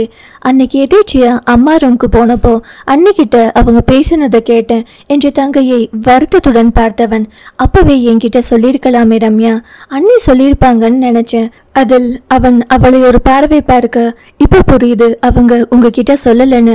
அம்மா பத்தி தான் உங்களுக்கு தெரியுமே, நான் உங்ககிட்ட சொல்லி பிரச்சனை பெருசாகிட்டா அந்த பயத்தினாலும் நான் சொல்லல. தங்கை கூறுவதும் சரிதான். கூட்டு குடும்பத்தில் இருந்தால் நாளையும் அனுசரித்துதான் போக வேண்டும். அதை நேற்று வந்த அவனது மனைவி புரிந்து கொண்டு செயலாற்றியது அவனுக்கு அத்தனை பெருமையாய் இருந்தது. ஆனாலும் அவள் இப்படி தன்னுடைய தனித்தன்மையை இழந்திருப்பது அவனுக்கு வருத்தமாக இருந்தது. அவனுக்காக அவள் தன் சுயத்தை இழக்கும் போது அவளுக்காக அவன் எதையாவது செய்ய வேண்டாமா? அதை செயலாற்ற எண்ணிதான் அவன் பெற்றோர் அறைக்கு போனது. அங்கிருந்த அன்னையை அவன் கண்டு கொள்ளவில்லை. நேரே தந்தையின் முன் போய் நின்றவன், நைனா உன்கிட்ட கொஞ்சம் பேசணும் என்றான் மொட்டையாக. சொல்லு கண்ணப்பா, நான் தனி கொடுத்தனம் போகலாம்னு இருக்கேன். தந்தை முகம் பார்க்காது அவன் சொன்னான். அதை அவர் முகம் பார்த்து சொல்லும் தைரியம் அவனுக்கு இல்லை. மகனது வார்த்தையில் காளிமுத்து அதிர்ந்து போனார். அகிலாண்டமும் திகைப்புடன் மகனை பார்த்தார். நீ தனியா போற அளவுக்கு இங்க என்னப்பா நடந்தது? உன் விருப்பத்துக்கு மாறா இங்க எதுவுமே நடக்கலையே. இது இவனா பேசலங்க, எல்லாம் அவ சொல்லி கொடுத்து பேசுறான். அகிலாண்டம் குதர்க்கமாக பேச, இதுதான் நான் என்னுடைய பிரச்சனை. எதுக்கு எடுத்தாலும் அவளை குறை சொல்றதே அம்மாவுக்கு வேலையா போச்சு. அப்படி அவகிட்ட என்ன குறை கண்டாங்களாம்? ஏன் இப்படி அவளை போட்டு படுத்துறாங்க? அப்போதும் அவன் தந்தையை பார்த்துதான் கத்தினான். ஓஹோ, அவளுக்கு சப்போர்ட் பண்ணிட்டு என்கிட்ட நீ சண்டை போடுவியா? அகிலாண்டமும் பதிலுக்கு பேச, அகிலா நீ பேசாம இரு என்று மனைவியை அதட்டிய காளிமுத்து மகனிடம் என்ன பிரச்சனைன்னு நீ சொல்லுப்பா என்க எல்லாவற்றையும் அவரிடம் கூறியவன் ஏற்கனவே அவள் வாழ்க்கையில் அடிபட்டவள். அவகிட்ட போய் எனக்கு வேற கல்யாணம் பண்ணி வச்சிடுவேன்னு மிரட்டுனா அவ என்ன பண்ணுவா? இதோ இப்போ நான் தான் வேணும்னு கம்பெனி கூட கவனிக்காம வீட்டில் உட்கார்ந்து இருக்கா. இதுக்கு தான் நான் அவளை கல்யாணம் பண்ணிக்கிட்டேன். என்னோட காதல் அவளை பலமாக்கணும், இப்படி அவளை பலவீனமாக்க கூடாது. அவள் மற்ற பொண்ணுங்க மாதிரி கிடையாது, சாதிக்க பிறந்தவ. அவளை போய் உன் புருஷன் நிழல்ல வாழு, அவன் பின்னாடி சுத்துன்னு சொன்னா எப்படி நைனா? ஆனா அவள் எனக்காக செய்வா. அவளோட அடையாளம் சுயம் எல்லாத்தையும் எனக்காக தூக்கி போட்டுட்டு ஏன் பின்னாடி வருவா? அதுக்கெல்லாம் காரணம் என்னோட காதல்னா. அவளோட காதலுக்கு நான் என்ன செஞ்சேன்? இப்படி வீட்டில் அடக்கி உட்கார வச்சிருக்கிறது தானா? மனசுக்கு ரொம்ப கஷ்டமா இருக்கு நைனா. மகனின் வருத்தம் அந்த தந்தைக்கும் புரியத்தான் செய்தது. மனைவி செய்த தவறும். அதுக்குள்ள புருஷன் காதல ஓதியாச்சா? ரொம்ப சந்தோஷம். அப்படி என்னடா பண்ணி உன்னை இப்படி மயக்கி வச்சிருக்கா? நீ எனக்கு புள்ளியா இல்ல அவளுக்கு புருஷனா? முதல்ல அதுக்கு பதில சொல்லு. அதற்கு அவன் பதில் பேசாது அமைதியாக நிற்க அதை கண்டு ஆத்திரம் தலைக்கேறியது அகிலாண்டத்திற்கு. இந்த அளவுக்கு வந்ததுக்கு அப்புறம் நான் சொல்றதையும் நல்லா கேட்டுக்கோ. நீ தனி கொடுத்தனம் போகணும்னா என் பணத்தை தாண்டி தான் போகணும் என்று கராராய் கூறி அவனை மிரட்ட அதில் அவன் செயலிழந்து தான் போனான். அவனுக்கு மனைவி எந்த அளவுக்கு முக்கியமோ அதுபோல் பெற்றோரும் முக்கியம். அன்னை அருகில் வந்தவன், ஏமா புரிஞ்சிக்க மாட்டேங்கிற? எனக்கு நீயும் முக்கியம்தான், அவளும் முக்கியம்தான். உனக்காவது நைனா இருக்காரு, ஆனா அவளுக்கு நானும் இல்லைனா வேற யாருமா இருக்கா? உனக்கு ஏன் அவளை பிடிக்க மாட்டேங்குது? அதற்கு அகிலாண்டம் பதில் பேசாது அழுத்தமாய் அமர்ந்திருந்தார். அவரை வேதனையுடன் பார்த்தவன், அவள் விவாகரத்தானவங்கிற எண்ணம் தானே உனக்கு என்று மகனை ஏறிட்டு பார்த்த போதும் ஒன்றும் பேசவில்லை அவர். நானே அதை பத்தி நினைக்கல, நீ ஏமா நினைக்கிற? நீ எதை தான் நினைச்ச? உனக்கு உன் சந்தோஷம் மட்டுமே முக்கியம். அதுக்கு உன்னோட நைனாவோட ஜால்ரா வேற. கல்யாணத்தன்னைக்கு மண்டபத்தில் நான் பட்ட அவமானம் எனக்கு தான் தெரியும். கேள்வி கேட்டவங்களுக்கு பதில் சொல்ல முடியல.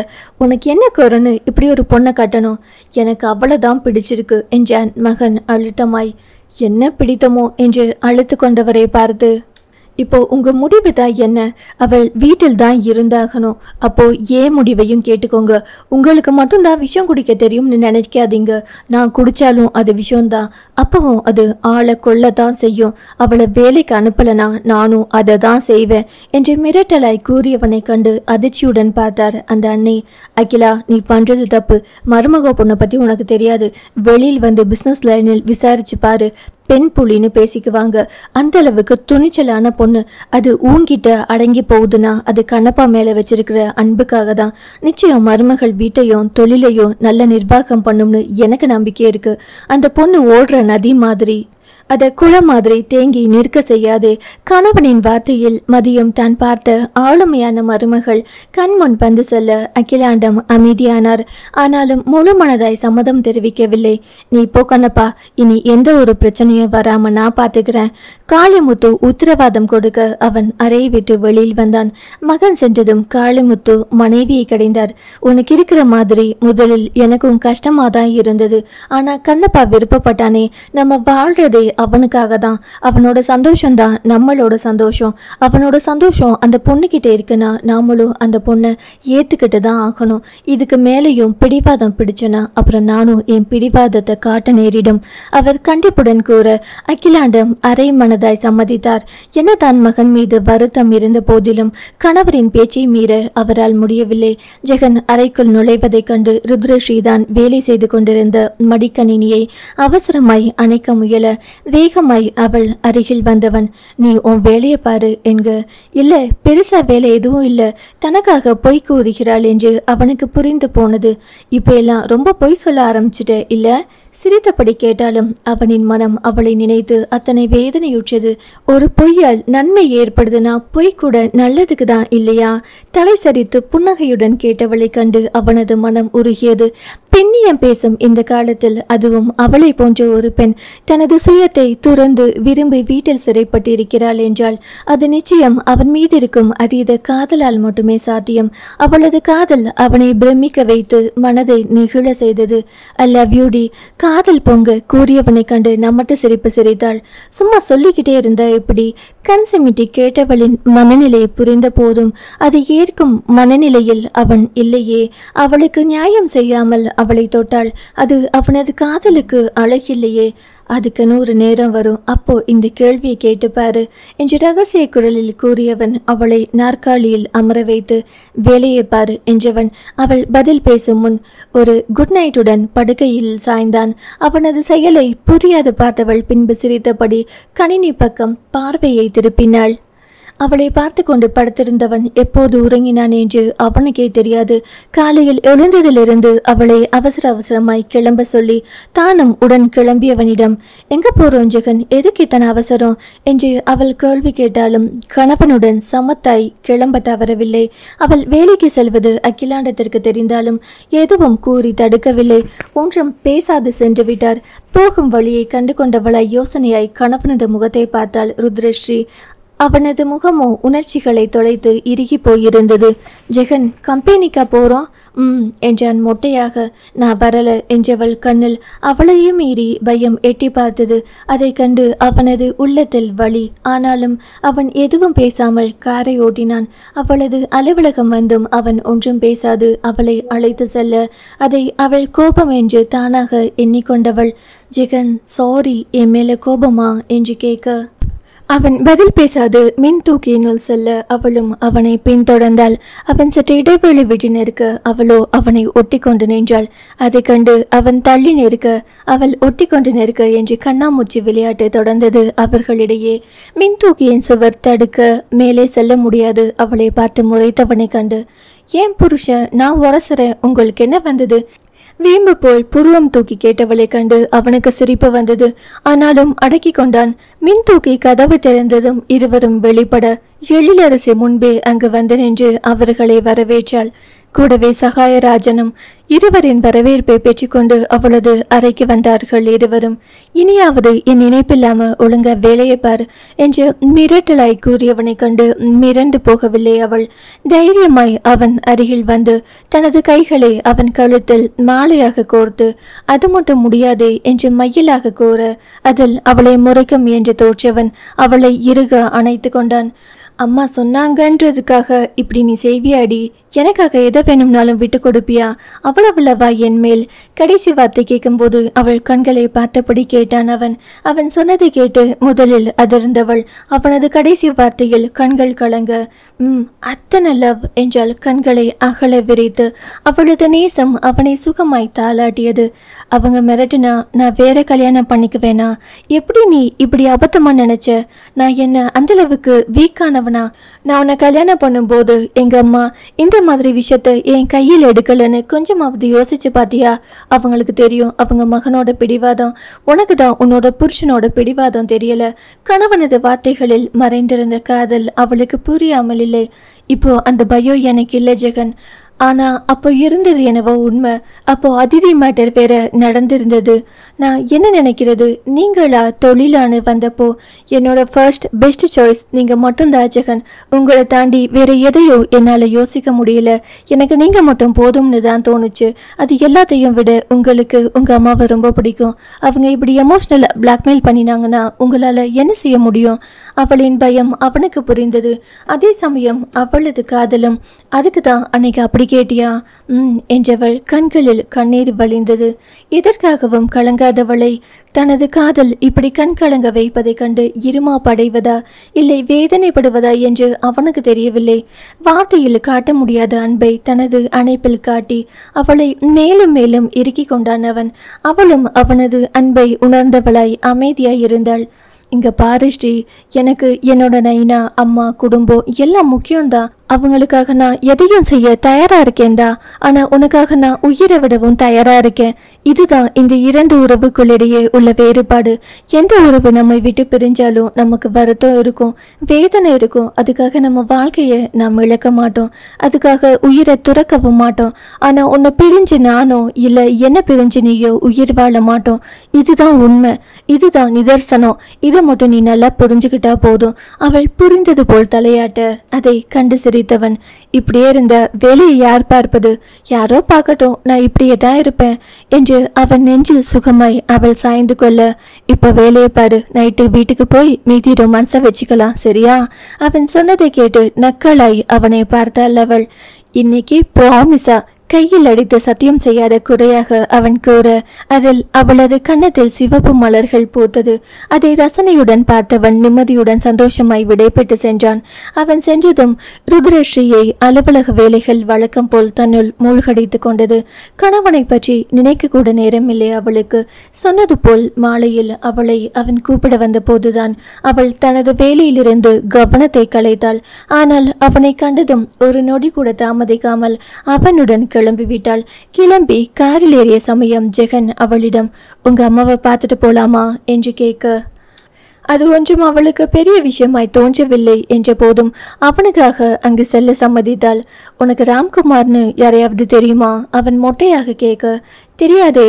அவன் ராம்குமாருக்கும் அவளது அன்னைக்கும் இருக்கும் நட்பை பற்றி விளக்கி கூறியவன். நான் சொல்றத நீ தப்பா எடுத்துக்க கூடாது. உங்க அம்மாவுக்கும் ஒன்று அவ்வளவு வயசாகிடல. வாழ்க்கையில் மனசு நொந்து போயிருக்கிறவங்களுக்கு ஒரு ஆறுதலான துணை இருந்தா நல்லது இல்லையா? அது இந்த ராம்குமாரா இருந்தா என்னன்னு தான் எனக்கு தோணுது. சேச்சா, அது எப்படி? அவள் உடனே மறுத்தாள். அதை எல்லாரும் மனுஷங்க தான் ஸ்ரீ.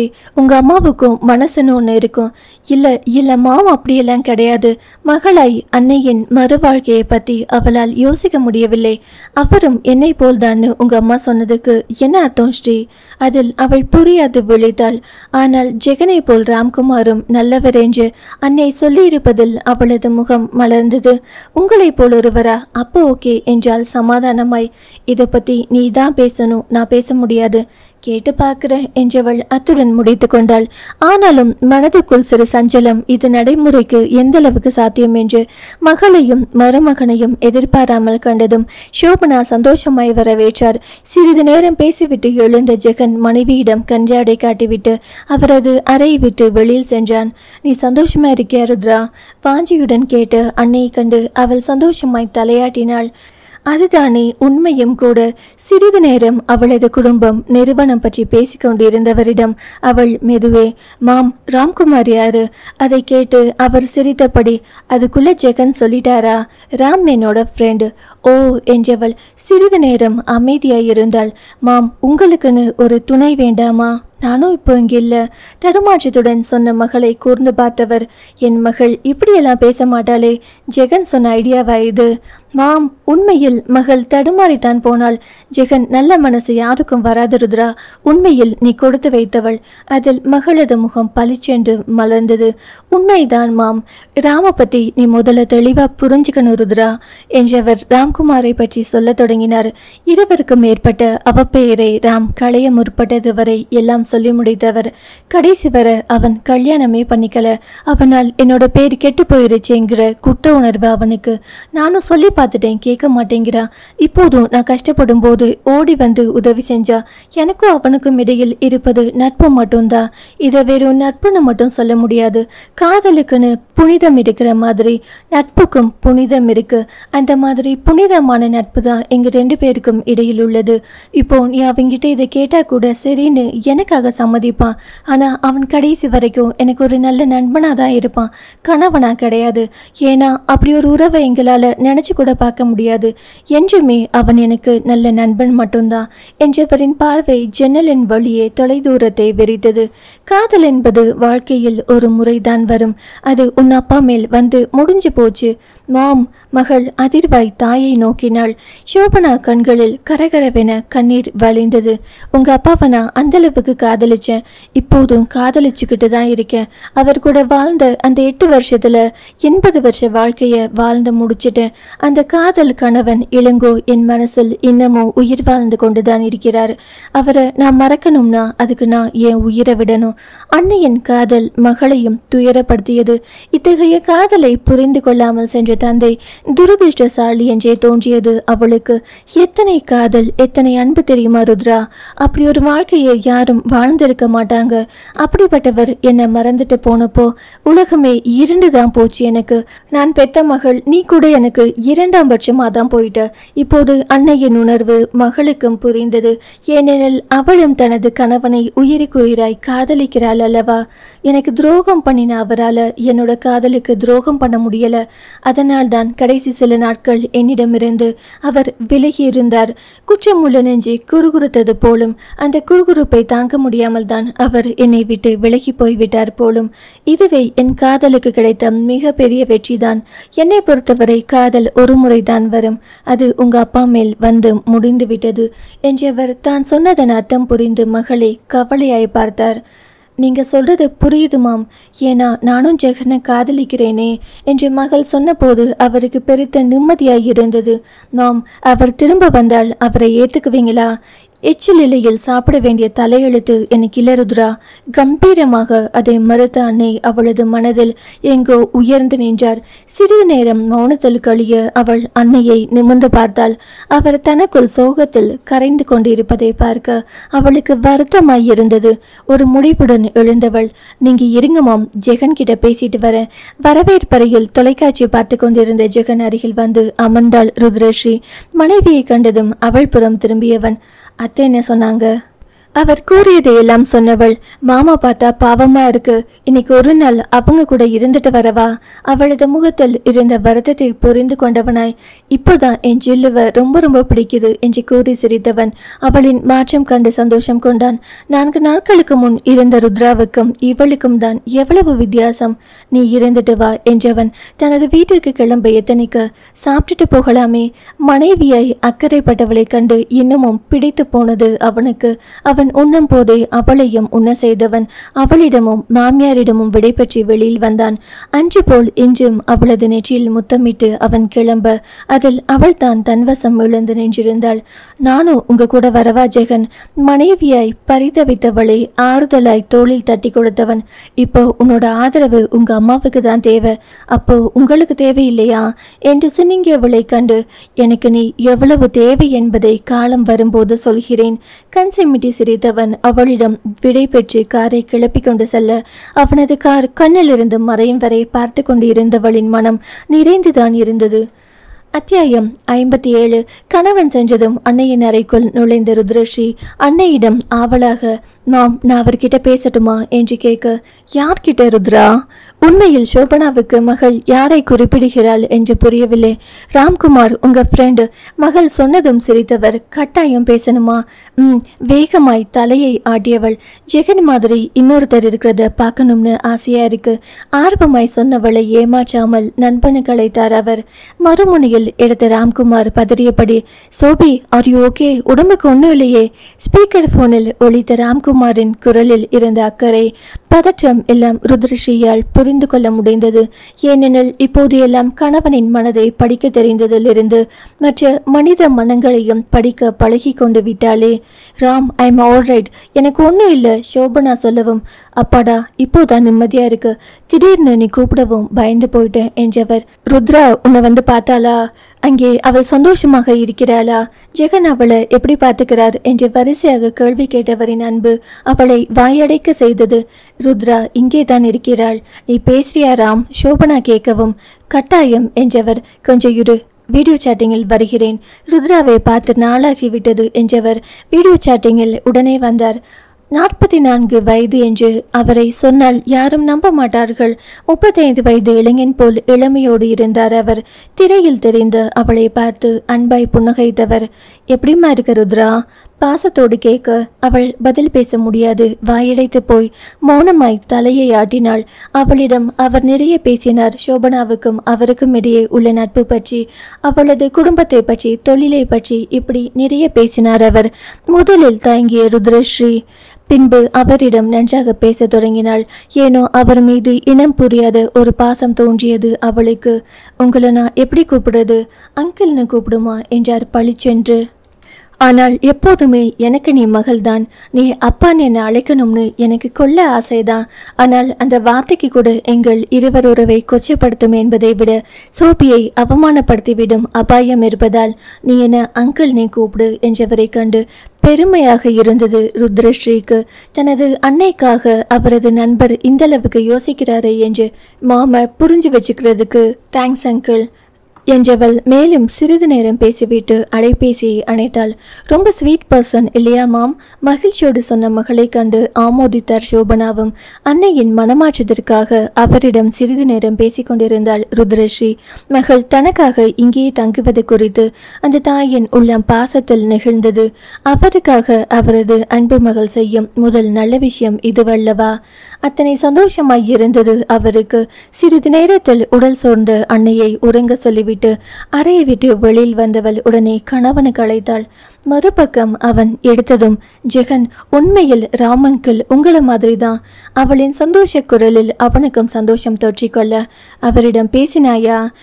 ரொம்ப நல்லா பேசுறார் என்றவள் அவரிடம் தான் பேசிய விபரத்தை அவனிடம் சொல்லியவள். ஆண்களிலும் நல்லவங்க இருக்கத்தான் செய்யறாங்க இல்லையா ஜெகன்? உங்களை மாதிரி உங்க அப்பா செல்வானா, அப்புறம் ராமங்கிள். மனம் நெகிழ்ந்து அவள் சொல்ல அவன் மௌனமாய் அவள் பேசுவதை அங்கீகரித்தான். பின்பு, அது எப்படி நான் நல்லவன்னு நீ ஏன் முடிவு பண்ணுவ?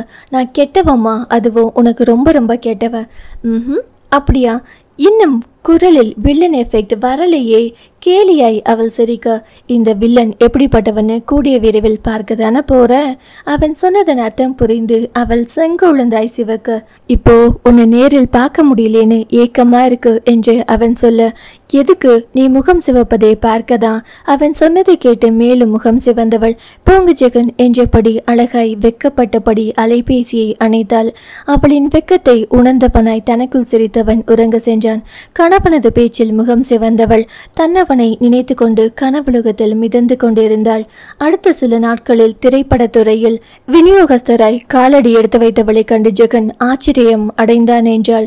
ஒரு குறிப்பிட்ட இயக்குனரின் படத்தை வாங்கி அவள் வெளியிட்ட போது அவன் வியப்பில் ஆழ்ந்தான். யாருமே வாங்க முன்வராத படத்தை நீ ஏன் இவ்வளவு பணம் கொடுத்து வாங்கணும்? அதுவும் அந்த டைரக்டரோட முதல் படம் சரியா போகலன்னு கேள்விப்பட்டேன். கவலையுடன் சொன்ன கணவனை கண்டு எந்த தொழில தான் ரிஸ்க் இல்லை ஜெகன், ரிஸ்க் எடுத்தாதான் ஜெயிக்க முடியும் என்றவள். நான் அந்த படத்தை பார்த்தேன், சகிக்க முடியாத அளவுக்கு இல்லை, ஓகே ரகம்தான் என்றவளை என்ன செய்வது என்று அவனுக்கு புரியவில்லை. முதன்முறையாக அவளின் செயலுக்கு பின்னால் ஏதும் காரணம் இருக்குமோ என்று அவனது மனம் சந்தேகப்பட்டது. ஆனால் அவன் சந்தேகப்பட்டது எல்லாம் வீண் என்பது போல் அவள் வெளியிட்ட படம் முதல் 3 நாட்களில் நல்ல பெயர் வாங்கி கணிசமான வசூலையும் வசூலித்து கொடுத்தது. இது அவனை எதிர்பாராத திருப்புமுனை. இவ்வளவு ஏன் அவளை இதை எதிர்பார்க்கவில்லை? சூதாட்டம் போல்தான் அவள் இதில் இறங்கியது. அதிலும் தான் வெற்றி பெற்றது அவளுக்கு அத்தனை சந்தோஷமாய் இருந்தது. இனி ருத்ரஸ்ரீ அதிதிக்கு எதிராய் தைரியமாக காய்களை நகர்த்தலாம். இது அவளுக்கான நேரம். சாணக்கியத்தனமாய் மெதுவே காய்களை நகர்த்தினாள் அவள். அதற்கிடையே நாட்கள் விரைந்து நகர்ந்தது. ஜெகனுக்கும் அவளுக்குமான உறவு அப்படியே தான் இருந்தது. அவள் களைத்து போய் வீடு திரும்பும் போது அவனுக்கும் அவளை தொந்தரவு செய்ய மனம் வரவில்லை. படுத்ததும் உறங்கி விடுபவளை கண்டு அவன் தான் தாபத்தை அடக்கி கொண்டான். அவனுக்கு அவளுடன் கூடி கழித்திட வேண்டும் என்கிற தாபம் நிறைய இருந்தாலும் அவளின் சோர்வு அவனை தந்தையுள்ளத்தோடு அவளை எரிக செய்தது. அவனை சற்று நிதானிக்க செய்தது. அன்று அலுவலகத்திலிருந்து வீட்டுக்கு வரும் போதே ஜெகன் அத்தனை கோபமாய் வந்தான். கோபம் என்பதை விட ஆதங்கம் என்று சொல்வதே சால பொருந்தும். ருத்ரஸ்ரீயும் அப்போதுதான் களைத்து போய் வீட்டிற்கு வந்தாள். அவள் முகம் கழுவி உடைமாற்றி வரும் வரை அமைதி காத்தவன் அவளை அழைத்தான். ஸ்ரீ, சொல்லுங்க ஜெகன் என்றபடி தன் முன் அமர்ந்தவளை பார்த்தவன். ஏன் அதிதியை எல்லா படத்திலிருந்தும் கழட்டி வச்சுக்க? ஜெகன், நான் ஒரு டிஸ்ட்ரிபியூட்டர், ப்ரொடியூசர் இல்லை. இருக்கலாம், ஆனா இதுக்கு பின்னாடி நீ இருக்கிறதா? அவள் அழுது புலம்புறாளே. சோ அவள் அழுது புலம்பியதும் ஐயாவுக்கு இறக்க வந்துருச்சோ என்றாள் நக்கலாய். சோ, நான் என்ன கேட்கிறேன், நீ என்ன பேசுற? இரண்டும் ஒண்ணுதான் என்றவள் முகம் இறுகி போனது. அதில் அவன் சற்று நிதானித்தான். அவள் அருகில் நெருங்கி அமர்ந்து அவளது தோளில் அணைவாய் கை போட்டவன். அவள் யாரோ நான் யாரோ, இனி நம்ம வாழ்க்கையில் அவள் தலையிட மாட்டாள். அதனால் நாமும் அவள் வாழ்க்கையில் தலையிட வேண்டாம் என்றான் தன்மையாய். அதை எப்படி விட முடியும்? அவள் என்கிட்ட என்ன சொன்னா தெரியுமா? எப்படியாவது உங்களை மடக்கி காச்சேன்னு என்கிட்டயே சவால் விடுறா. என்ன ஒன்னும் தெரியாதவன்னு நினைச்சிட்டாளா? நான் ருத்ரஸ்ரீ, எனக்கு எதிரியா ஒரு சின்ன புல் இருந்தா கூட அழிக்காம விட மாட்டேன். இவள் என் புருஷனைய பங்கு போடுறத பத்தி என்கிட்டயே சவால் விடுறா. அதை கேட்டு நான் சும்மா விடுவேனா அவளை? ஆக்ரோஷமாய் கத்தியவளை கண்டு அவனுக்கும் புரிந்தது அவளது உணர்வுகள். அதுக்கு அவளது வயிற்றில் அடிக்கலாமா? ஆமா, படம் இல்லைன்னதும் அப்படியே பிச்சை எடுக்க போறா பாருங்க. அதெல்லாம் உட்கார்ந்து சாப்பிட்டாலும் ஒரு தலைமுறைக்கு அவளுக்கு சொத்து இருக்கு என்றால் நக்கலாய். எப்படி மனைவிக்கு புரிய வைப்பது என்று அவனுக்கு ஆயாசமாக இருந்தது. வேண்டாம் ஸ்ரீ, இந்த பாவம் எதுவும் வேண்டாம். என்ன பாவம் பண்ணினோமோ இந்த ஜென்மத்தில் இந்த பாடுபட்டு சேர்ந்திருக்கோம். இன்னும் பாவங்கள் வேண்டாம் என்று கணவனை கூர்ந்து பார்த்தவள். என் முடிவு என்னால மாத்திக்க முடியாது என்றால் தைரியமாக. எனக்காக செய்ய மாட்டியா என்று மறுத்தவளிடம் அதற்கு மேல் அவனும் ஒன்றும் பேசவில்லை. அதன் பின் வந்த 2 நாட்களும் அமைதியாய் கழிந்தது. கணவன் மனைவி 2 பேரும் எதிரும் புதிருமாய் இருப்பதை பார்த்து செல்வா கூட நண்பனை கிண்டலடித்தான். என்னடா மச்சி, நம்ம வீட்டில் தண்ணி ரொம்ப வத்தி போச்சாமே, உன் சொல்லும் மழை இல்லாமல். வெயில் காலம் அப்படிதான் இருக்கும் என்று ஏதோ நினைவில் எரிச்சல் பட்டான் ஜெகன்.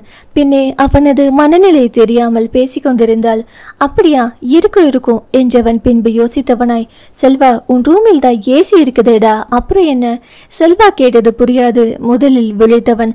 பின்பு புரிந்ததும், டேய் உன்னையெல்லாம் என்று அடிக்க கையை ஓங்க செல்வா சிரித்து கொண்டே ஓட விடாமல் துரத்தியவன் அவனை பிடித்து 4 அடி அடித்த பின்பே அடங்கினான்.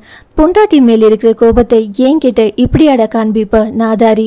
செல்வா நண்பனை திட்டியபடி கையை பின்னால் வளைத்து முதுகை பிடித்து கொண்டு நடந்தான். இது கோபம் இல்லடா, ஏன் இப்படி பண்ணிக்கிறான்னு ஆதங்கம். ஏதோ ஒன்று என்ற செல்வா தங்கச்சியை மட்டும் குறை சொல்லாத. அந்த அதித்தி பண்ணியது மட்டும் சரியா? உன்னை அவள் கேவலப்படுத்தல, இப்போதான் ஒதுங்கிட்டாளேடா. அதுக்கப்புறம் எதுக்கு இப்படி செய்யணும்? அது உனக்கும் எனக்கும் பொருந்தும், தங்கச்சி மாதிரி ஆட்களுக்கு சுத்தமா பொருந்தாது. சும்மா இருந்த சிங்கத்தை சீண்டி விட்டுட்டா அதித்தி.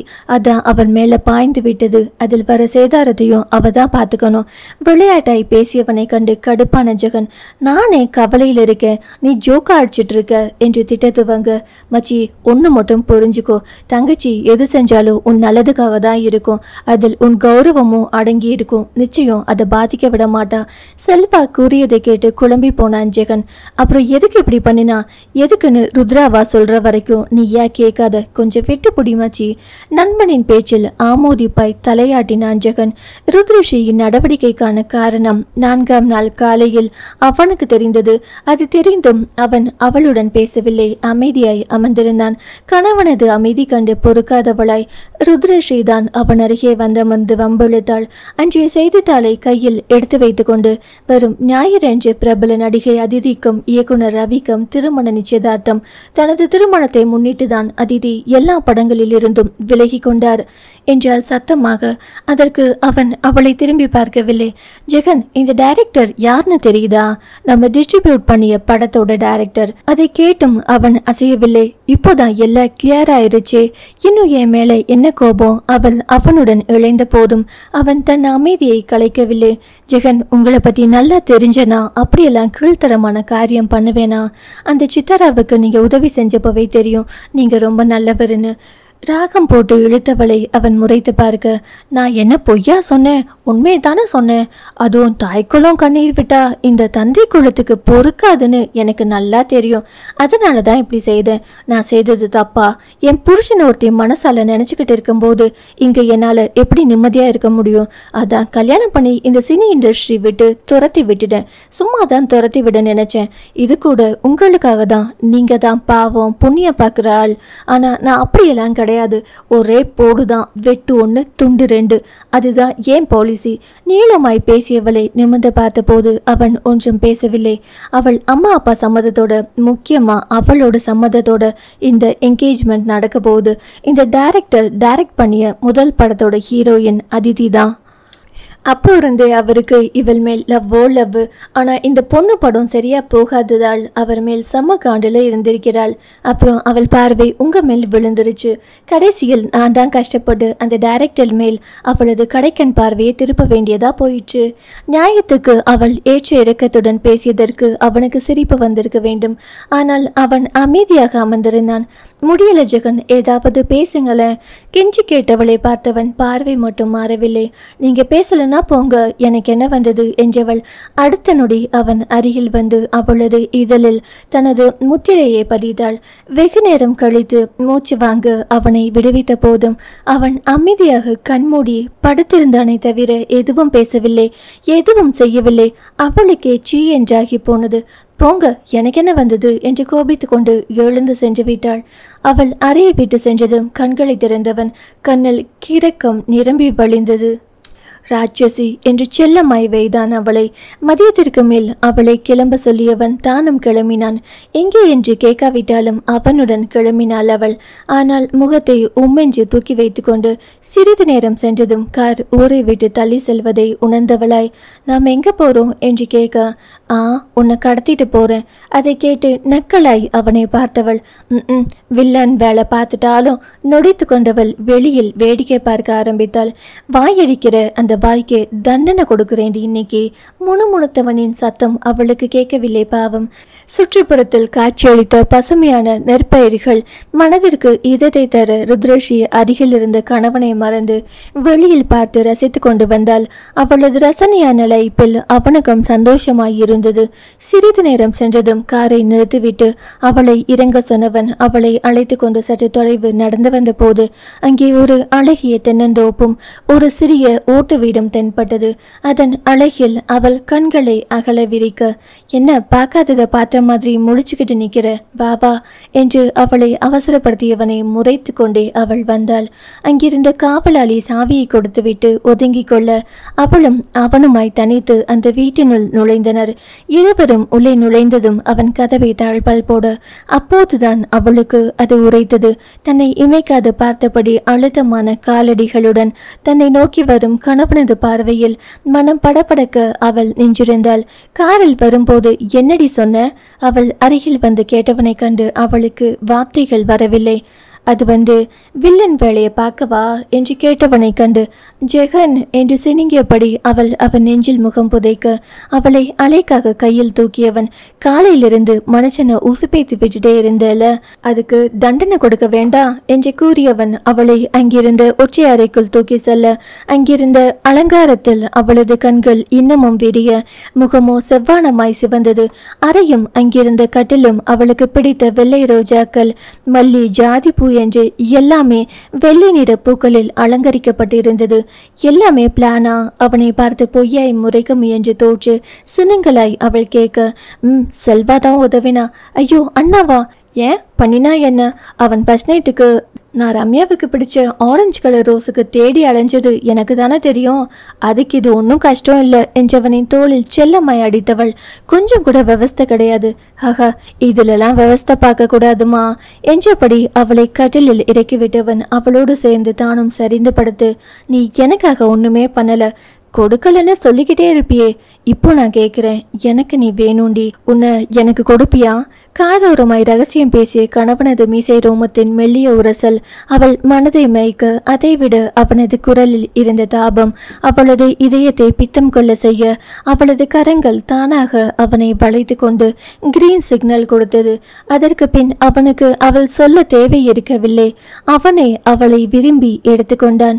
அத்தனை வருட காதலையும் ஏக்கத்தையும் தாபத்தையும் அந்த முதல் கூடலில் காட்டிட எண்ணி வேக வேகமாய் அவசரமாய் அவன் செயல்பட்டான் என்றால் உணர்ச்சிகளை மறத்து போக செய்து வாழ்ந்து வந்தவளுக்கு அந்த உணர்ச்சிகளை உயிர்ப்பித்தவனை கண்டு மனம் காதலாய் பித்தாகி தனது உள்ளத்து ஒட்டுமொத்த காதலையும் அவனிடம் கொட்டிவிட எண்ணி அவனை ஆர்ப்பாட்டத்துடன் தன்னுள் அடக்கி கொண்டாள் அவள். அத்தனை மனதுக்கு நிறைவாய் இருந்தது அவளுக்கு. அவளது பெண்மையை தாய்மையை உணர செய்தவன் அவன் அல்லவா? மீண்டும் தன்னை நாடியவனிடத்தில் முற்றிலும் சரணாகதி அடைந்தவள் தன்னை முழுவதுமாய் அவனுக்கு அர்ப்பணித்தாள். அவனது காதலுக்கான பரிசாக அவனும் அவளின் மனம் உணர்ந்தவனாய் காதல் பரிசான அவளை கொண்டாடி மகிழ்ந்தான். மீண்டும் களைத்து போனவளுக்கு அப்போதுதான் பசி வயிற்றை கிள்ளியது. இத்தனை நாளாய் அவள் உணராத பசி. ஜெகன் பசிக்குது என்றவளை பார்த்து, ஜெகன் இருக்க பயம் ஏன் என்றவன் அங்கிருந்த பையிலிருந்து அவளது உடைகளை எடுத்து கொடுத்து, குளிச்சிட்டு வா சாப்பிடலாம் என்க அவனது செயலில் விழிவிரித்தவள், இதெல்லாம் எப்போ வந்தது? நீ காலையில் கிஸ் கொடுத்துட்டு போனியே அப்பவே என்றான். நாவல் உதட்டை வருடியபடி குறும்பாய் கண்களை சிமிட்டி கொண்டு, ரொம்ப ரொம்ப கெட்ட பையன் நீங்க, தேங்க்ஸ் ஃபார் யுவர் காம்ப்ளிமெண்ட் என்று சிரித்தபடி அவன் நகர அவளும் சிரித்தபடி குளியலறைக்குள் புகுந்தாள். அவள் குளித்து முடித்து வந்ததும் அவனும் குளித்து விட்டு வந்தான். அங்கே உணவு மேசையில் இருந்த உணவை கண்டு விழிவிரிக்க போனவள் சற்று நிதானித்து அதை மறைத்து கொண்டாள். இப்படியே அவள் விழிவிரித்து கொண்டிருந்தாள். இன்று முழுவதும் அதுதான் நடக்கும். எப்போதுமே அவனது சர்ப்ரைஸ் தனிதான் இல்லையா? இதுவும் பிளான் தானா? எஸ் மை டியர் ஜில்லு என்றபடி தட்டில் உணவெடுத்து வைத்தவன் அவளுக்கு ஒரு வாய் எடுத்து ஊட்டிவிட்டபடி, இங்க இருக்கிற வரைக்கும் உனக்கு எந்த கவலையும் வேண்டாம், உன்னோட ஒரே கவலை நான் மட்டும்தான் என்றவனின் கழுத்தில் கரங்களை மாலையாக கோர்த்து, நீங்க என்னோட சந்தோஷம் என்று செல்லம் கொஞ்சியவளின் கன்னத்தில் முத்தமிட்டவன், எனக்கும் தாண்டி என்க இருவரும் ஒருவருக்கொருவர் ஊட்டிவிட்டபடி உணவை முடித்து கொண்டு வெளியில் வந்தனர். லேசாக இருட்ட துவங்கியிருந்தது. மாலை நேரத்து தென்றல் காற்று இதமாக வீசிக்கொண்டு இருந்தது. இருவரும் அதை அனுபவித்தபடி அங்கிருந்து திண்ணையில் வந்து அமர்ந்தனர். அவள் சுவற்றில் சாய்ந்தமர அவன் அவளது மடியில் தலை வைத்து படுத்து கொண்டான். அவனது தலையை வருடி கொடுத்தவளுக்கு நெஞ்சம் நெகிழ்ந்தது. அவன் மட்டும் அவளது வாழ்க்கையில் வராது போயிருந்தாள். அவள் என்னவாகி இருப்பாளோ? தேங்க்ஸ் ஜெகன் என்றவளை எதுக்கு என்பது போல் பார்த்தவனை கண்டு, எல்லாத்துக்கும் என்று அவனது நெற்றியில் முத்தமிட்டவள், ஆமா எனக்கு ஒயிட் ரோஸ் பிடிக்கும்னு உங்களுக்கு எப்படி தெரியும்? உன் டைரி படிச்சு தெரிஞ்சுக்கிட்டதுதான். ஒரு ஃப்ளோவில் சொல்லிவிட்டு அவள் என்ன சொல்வாளோ என்று பயந்தபடி பார்க்க, எப்போ படிச்சீங்க சந்தேகமாய் கேட்டாள். அதை அவன் படித்த கதையை கூறியவன் அவளது இடது கையை எடுத்து அதன் உள்ளங்கையில் இருந்த சூட்டு புண்ணில் தடத்தின் மீது அழுத்தமாய் ஒரு முத்தம் வைத்தவன், இதை பத்தி படிக்கும்போது கண் கலங்கிட்டேண்டி, நான் உன் கூட இல்லையேன்னு மனம் துடிச்சு போயிட்டேன். கண் கலங்க கூறியவனை கண்டு அவளது கண்களும் கலங்கியது. அன்று அவன் கூறிய போது உணராத அவனது உள்ளத்து உணர்வினை என்று அவள் உணர்ந்தாள். அவனது முகத்தோடு முகம் வைத்து படுத்தவளின் கண்களில் இருந்து வழிந்த கண்ணீர் அவனது கன்னத்தில் பட்டு தெரித்தது. சோ, இனி எதுக்காகவும் நீ அழக்கூடாது என்று அவளது கண்ணீரை அவன் துடைக்க, இது உங்களுக்காக நான் விடுற கண்ணீர், துடைக்காதீங்க என்றவள் கண்ணீரை மட்டும் நிறுத்தவில்லை. அவன் ஆறுதலாய் அவளை அணைத்து கொண்டான். வெகு நேரம் அந்த மௌன நிலையில் இருந்தனர் இருவரும். தனது வருத்தம் அவனையும் பாதிப்பதை உணர்ந்து தன்னை தேய்ச்சி கொண்டவளாய் அவனை நோக்கி, அதானே பார்த்தேன், ஐயா நம்ம எவ்வளவு அடிச்சாலும் தாங்குறாரேன்னு. இப்போதானே எல்லாம் புரியுது, ஃப்ராடு, பக்கா ஃப்ராடு. அவனது தோளில் செல்லமாய் அடித்தவளின் கையை பற்றி முத்தமிட்டவன், அதை படிக்க போய் தாண்டி நீ எனக்கு கிடைச்சிருக்க, இல்லைனா உப்புச்சப்பில்லாத ஒரு வாழ்க்கையை தான் நான் வாழ்ந்துகிட்டு இருந்திருப்பேன். என் வாழ்க்கையை அர்த்தம் உள்ளதாக்கினவள் நீ என்றான் மனமாற. நீங்களும் தான் என் வாழ்க்கையை வண்ணமயமாக்கி இருக்கீங்க. இருவரின் நேசமும் பழகி பெருகியது. மனசில் இவ்வளவு காதலை வச்சுக்கிட்டு காலையில் என்னம்மா ஆக்டிங் கொடுத்தீங்க? நான் பயந்து போயிட்டேன். அந்த அதிதிக்காக நீங்க கோபப்பட்டது கொஞ்சம் டூ மச் தான். இன்னமும் மனதில் அந்த சுணக்கம் இருந்து கொண்டே இருந்தது அவளுக்கு. பின்ன என்னம்மா என்னை பயமுறுத்திட்ட? கடைசியில் அவளுக்கு கல்யாணத்தை பண்ணி வைக்க ட்ரை பண்ணியிருக்கேனா? நான் என்ன நினைக்கிறது என்றவன். ஆனாலும் அவளுக்காக இத்தனை பெரிய ரிஸ்க் நீ எடுத்திருக்க வேண்டாம், கொஞ்சம் டூ மச் தான் நீ பண்ணியது என்றான் அவளை போலவே. என் புருஷனை நான் மட்டும்தான் லவ் பண்ணணும். அந்த லவ்வுக்கு முன்னாடி இது எல்லாம் எனக்கு தூசு மாதிரி. ஜில்லு என்றும் போல் அவளது காதல் அவனை பிரமிக்க வைத்தது. நீங்க எனக்கு மட்டும்தான், நினைவால் கூட உங்களை யாருக்கும் பங்கு போட விட மாட்டேன் என்றவளை பார்த்து, இந்த பெட்டமாக்ஸ் லைட் உனக்கு மட்டும் தாண்டி என்ற வாய்ப்பொத்தி கொண்டு குலுங்கி குலுங்கி அவன் சிரிக்க, அன்னைக்கும் இப்படி தானே சொன்னீங்க, இதுக்கு என்ன அர்த்தம் என்று அவள் சிரிக்க, பெட்டமாக்ஸ் விளக்கின் அருமை பெருமைகளை அவன் அள்ளிவிட அவள் ஞா என்று விழித்தாள். ஆனா இப்போ பெட்டமாக்ஸ் லைட் இல்லடி, எல்இடி லைட் என்று கன்சிமிட்டி சிரித்தவனை கண்டு அவளுக்கும் சிரிப்பு வந்தது. அதற்கு பின் அங்கிருந்த 2 நாட்களும் வேகமாய் நகர்ந்தது. ஞாயிறன்று மாலை அவன் அவளை வீட்டுக்கு கிளம்ப சொன்ன போது அவள் கிளம்ப மறுத்தாள். இன்னும் ஒரே ஒரு நாள் இங்கே இருக்கலாம் ஜெகன் ப்ளீஸ். கண்களை சுருக்கி கொண்டு கெஞ்சியவளை கண்டு அவனது இதயம் கசிந்துருகியது. காதலில் அவர்களது வீட்டை விட இங்கு எந்த ஒரு வசதியும் கிடையாது. அப்படி இருந்தும் அவள் இங்கே இருக்க வேண்டும் என்று அடம் பிடிப்பதற்கு காரணம் அவன் மட்டுமே, அவனது காதல் மட்டுமே. நேரம் இருக்கும்போது இங்கே அடிக்கடி வரலாம்டி, நீ சாதாரண ஆள் இல்ல, விஆர்எஸ் நிறுவனத்தோட எம்டி. இப்படி சின்ன குழந்தை மாதிரி அடம் பிடிக்க கூடாது. உன்னை நம்பி ஆயிரக்கணக்கான தொழிலாளர்கள் இருக்காங்க. நிதர்சனத்தை எடுத்து சொல்லி அவளை அழைத்து வருவதற்குள் அவனுக்கு போதும் போதும் என்றாகி போனது. அப்படி இருந்தும் முகத்தை தூக்கி வைத்துக் கொண்டு வந்தவளை வீட்டிற்கு அழைத்து வந்த அன்று அவன் அவளுக்கு காட்டிய சொர்க்கத்தில் அவள் தன் மனக்கிளேஷம் மறைந்து அந்த வாழ்வோடு மனம் ஒன்றி போனாள். அதன் பின் எந்த தடையும் இல்லாமல் அவர்களது வாழ்க்கை சந்தோஷமாக சென்றது. அத்தியாயம் 58. அன்று ஞாயிற்றுக்கிழமை சற்று ஓய்வாக ஜெகனும் ருத்ரஸ்ரீயும் இருந்த நேரம் அது. மதிய உணவு உண்டுவிட்டு தங்களது அறைக்கு வந்தார்கள் இருவரும். அறைக்குள் நுழைந்ததும் தான் தாமதம். மனைவியை தனது கையணைப்பில் கொண்டு வந்தான் ஜெகன். அவளும் எதிர்ப்பு காட்டாது அவனது கைகளில் விரும்பி சரண் புகுந்தவள். ஜக்கு என்று அழைக்க, அதில் இளைந்தோடிய காதலில் அவன் மூழ்கி போனாலும் அந்த செல்ல பெயரை அவள் சொன்னபோது, இது என்ன ஜக்கு ஜம்புன்னு ஜந்துக்களோட பேர் மாதிரி இருக்கு என்று அவன் முகத்தை சுளிக்கத்தான் செய்தான். அப்படின்னா நான் ஜெகனை கூப்பிடுறேன். அவளும் முறுக்கி கொண்டாள். ஏண்டி ஆசா மாமனுக்கு ஒரு செல்ல பேர் வைக்க சொன்ன, இப்படியாடி பழி வாங்குவ? இதுக்கு எங்க நைனா வச்ச பேரு பரவாயில்ல போல இருக்கே. அவன் அங்கலாய்க்க, ஜில்லுக்கு மேட்சா ஜக்கு தான் நல்லா இருக்கு ஜெகன். அவள் காதலாய் அவனிடம் இழைந்த போது அவனால் அதை மறக்க முடியுமா? ஆனால் ஒரே ஒரு கண்டிஷனோடு அதை ஒத்துக்கொண்டான். தயவு செஞ்சு ரூமில் மட்டும் இப்படி கூப்பிடுறே, வெளியில் என் மானத்தை வாங்கிடாத என்று கையெடுத்து கும்பிட்டு அவன் கேட்டுக்கொள்ள, அவளும் போனால் போகிறது என்று இதுநாள் வரை அதை அப்படியே கடைபிடித்து வருகிறாள். ஆனால் அவள் காதலோடு ஜக்கு என்று அழைக்கும் போது அவனுக்கு உலகமே மறந்து போய்விடும். அதுவும் அவர்களுக்கென்று பிரத்யோகமான நேரங்களில் அவள் கிறக்கத்தோடு அழைக்கும் அந்த அழைப்பிற்கு அவன் என்றும் அடிமை. சங்கீதமாய் ஒலிக்கும் அவளது அந்த குரலுக்கு அவன் கலாரசிகனும் கூட. ஜக்குக்கு என்னடி வச்சிருக்க? நிறைய வச்சிருக்கேன் என்று கன்சிமிட்டி குறும்பாய் சொன்னவள். இது வேறு, இப்ப எல்லாம் அத்தை என்ன ஒண்ணுமே சொல்றது இல்லையே, ஏன்? இதை நீ சந்தோஷமா சொல்றியா இல்ல கவலையா சொல்றியா? கேலியாய் கேட்டவனை முறைத்தவள், உங்களுக்கு இருக்கிற லொல்லுக்கு என்று அவன் கையில் நறுக்கென்று அவள் கிள்ள. ராட்சசி இப்படி அடி கிள்ளுவ என்று அவன் கையை உதற அதை கண்டு கலகலவனை சிரித்தவளை மனம் நிறைந்து அவன் பார்க்க அவள் என்னவென்று கேட்க ஒண்ணுமில்லை என்றவன், ஏன் அம்மா ஒன்னும் சொல்றது இல்லைனா சுடு தண்ணி கூட வைக்க தெரியாம இருந்த நீ இப்ப எல்லாம் சுமாரா சமைக்க ஆரம்பிச்சிட்டல, அதனால கூட இருக்கலாம்.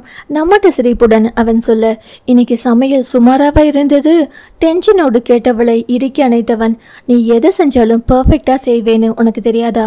அப்புறம் சமையல் மட்டும் எப்படி வராம போயிடும், சூப்பரா இருந்துச்சு என்று அவளை அவன் பாராட்ட அதில் மனம் மகிழ்ந்தவள் ஜக்கு என்றபடி அவனது கையை எடுத்து தனது வயிற்றின் மீது வைக்க அதில் அவன் திகைத்து போய் அவளை பார்த்தான். இது எப்படி சாத்தியம் என்று குழப்பத்துடன் அவன் அவளை பார்க்க, எனக்கு ஏன் இன்னும் குழந்தை வரமாட்டேங்குது? அதில் நிம்மதி அடைந்தவன், அதுக்கெல்லாம் ஐயா மனசு வைக்கணும் என்று பெருமையுடன் அவன் சட்டை கோளரை தூக்கி விட்டு கொள்ள அவள் அவனை புரியாது பார்த்தாள். அவளது புரியாத பாவனை அவனது மனதை குத்தி கிழித்து உயிரோடு கொன்றது. தவறு செய்து கொண்டு இருக்கிறோமோ என்று அவனுக்கு படபடப்பாய் இருந்தது. இருந்தாலும் இதில் அவளது நலன் அடங்கியிருப்பதால் அவன் அதை சொல்லித்தான் ஆக வேண்டும். ஜில்லு, நமக்கு இப்போ குழந்தை வேண்டாண்டா.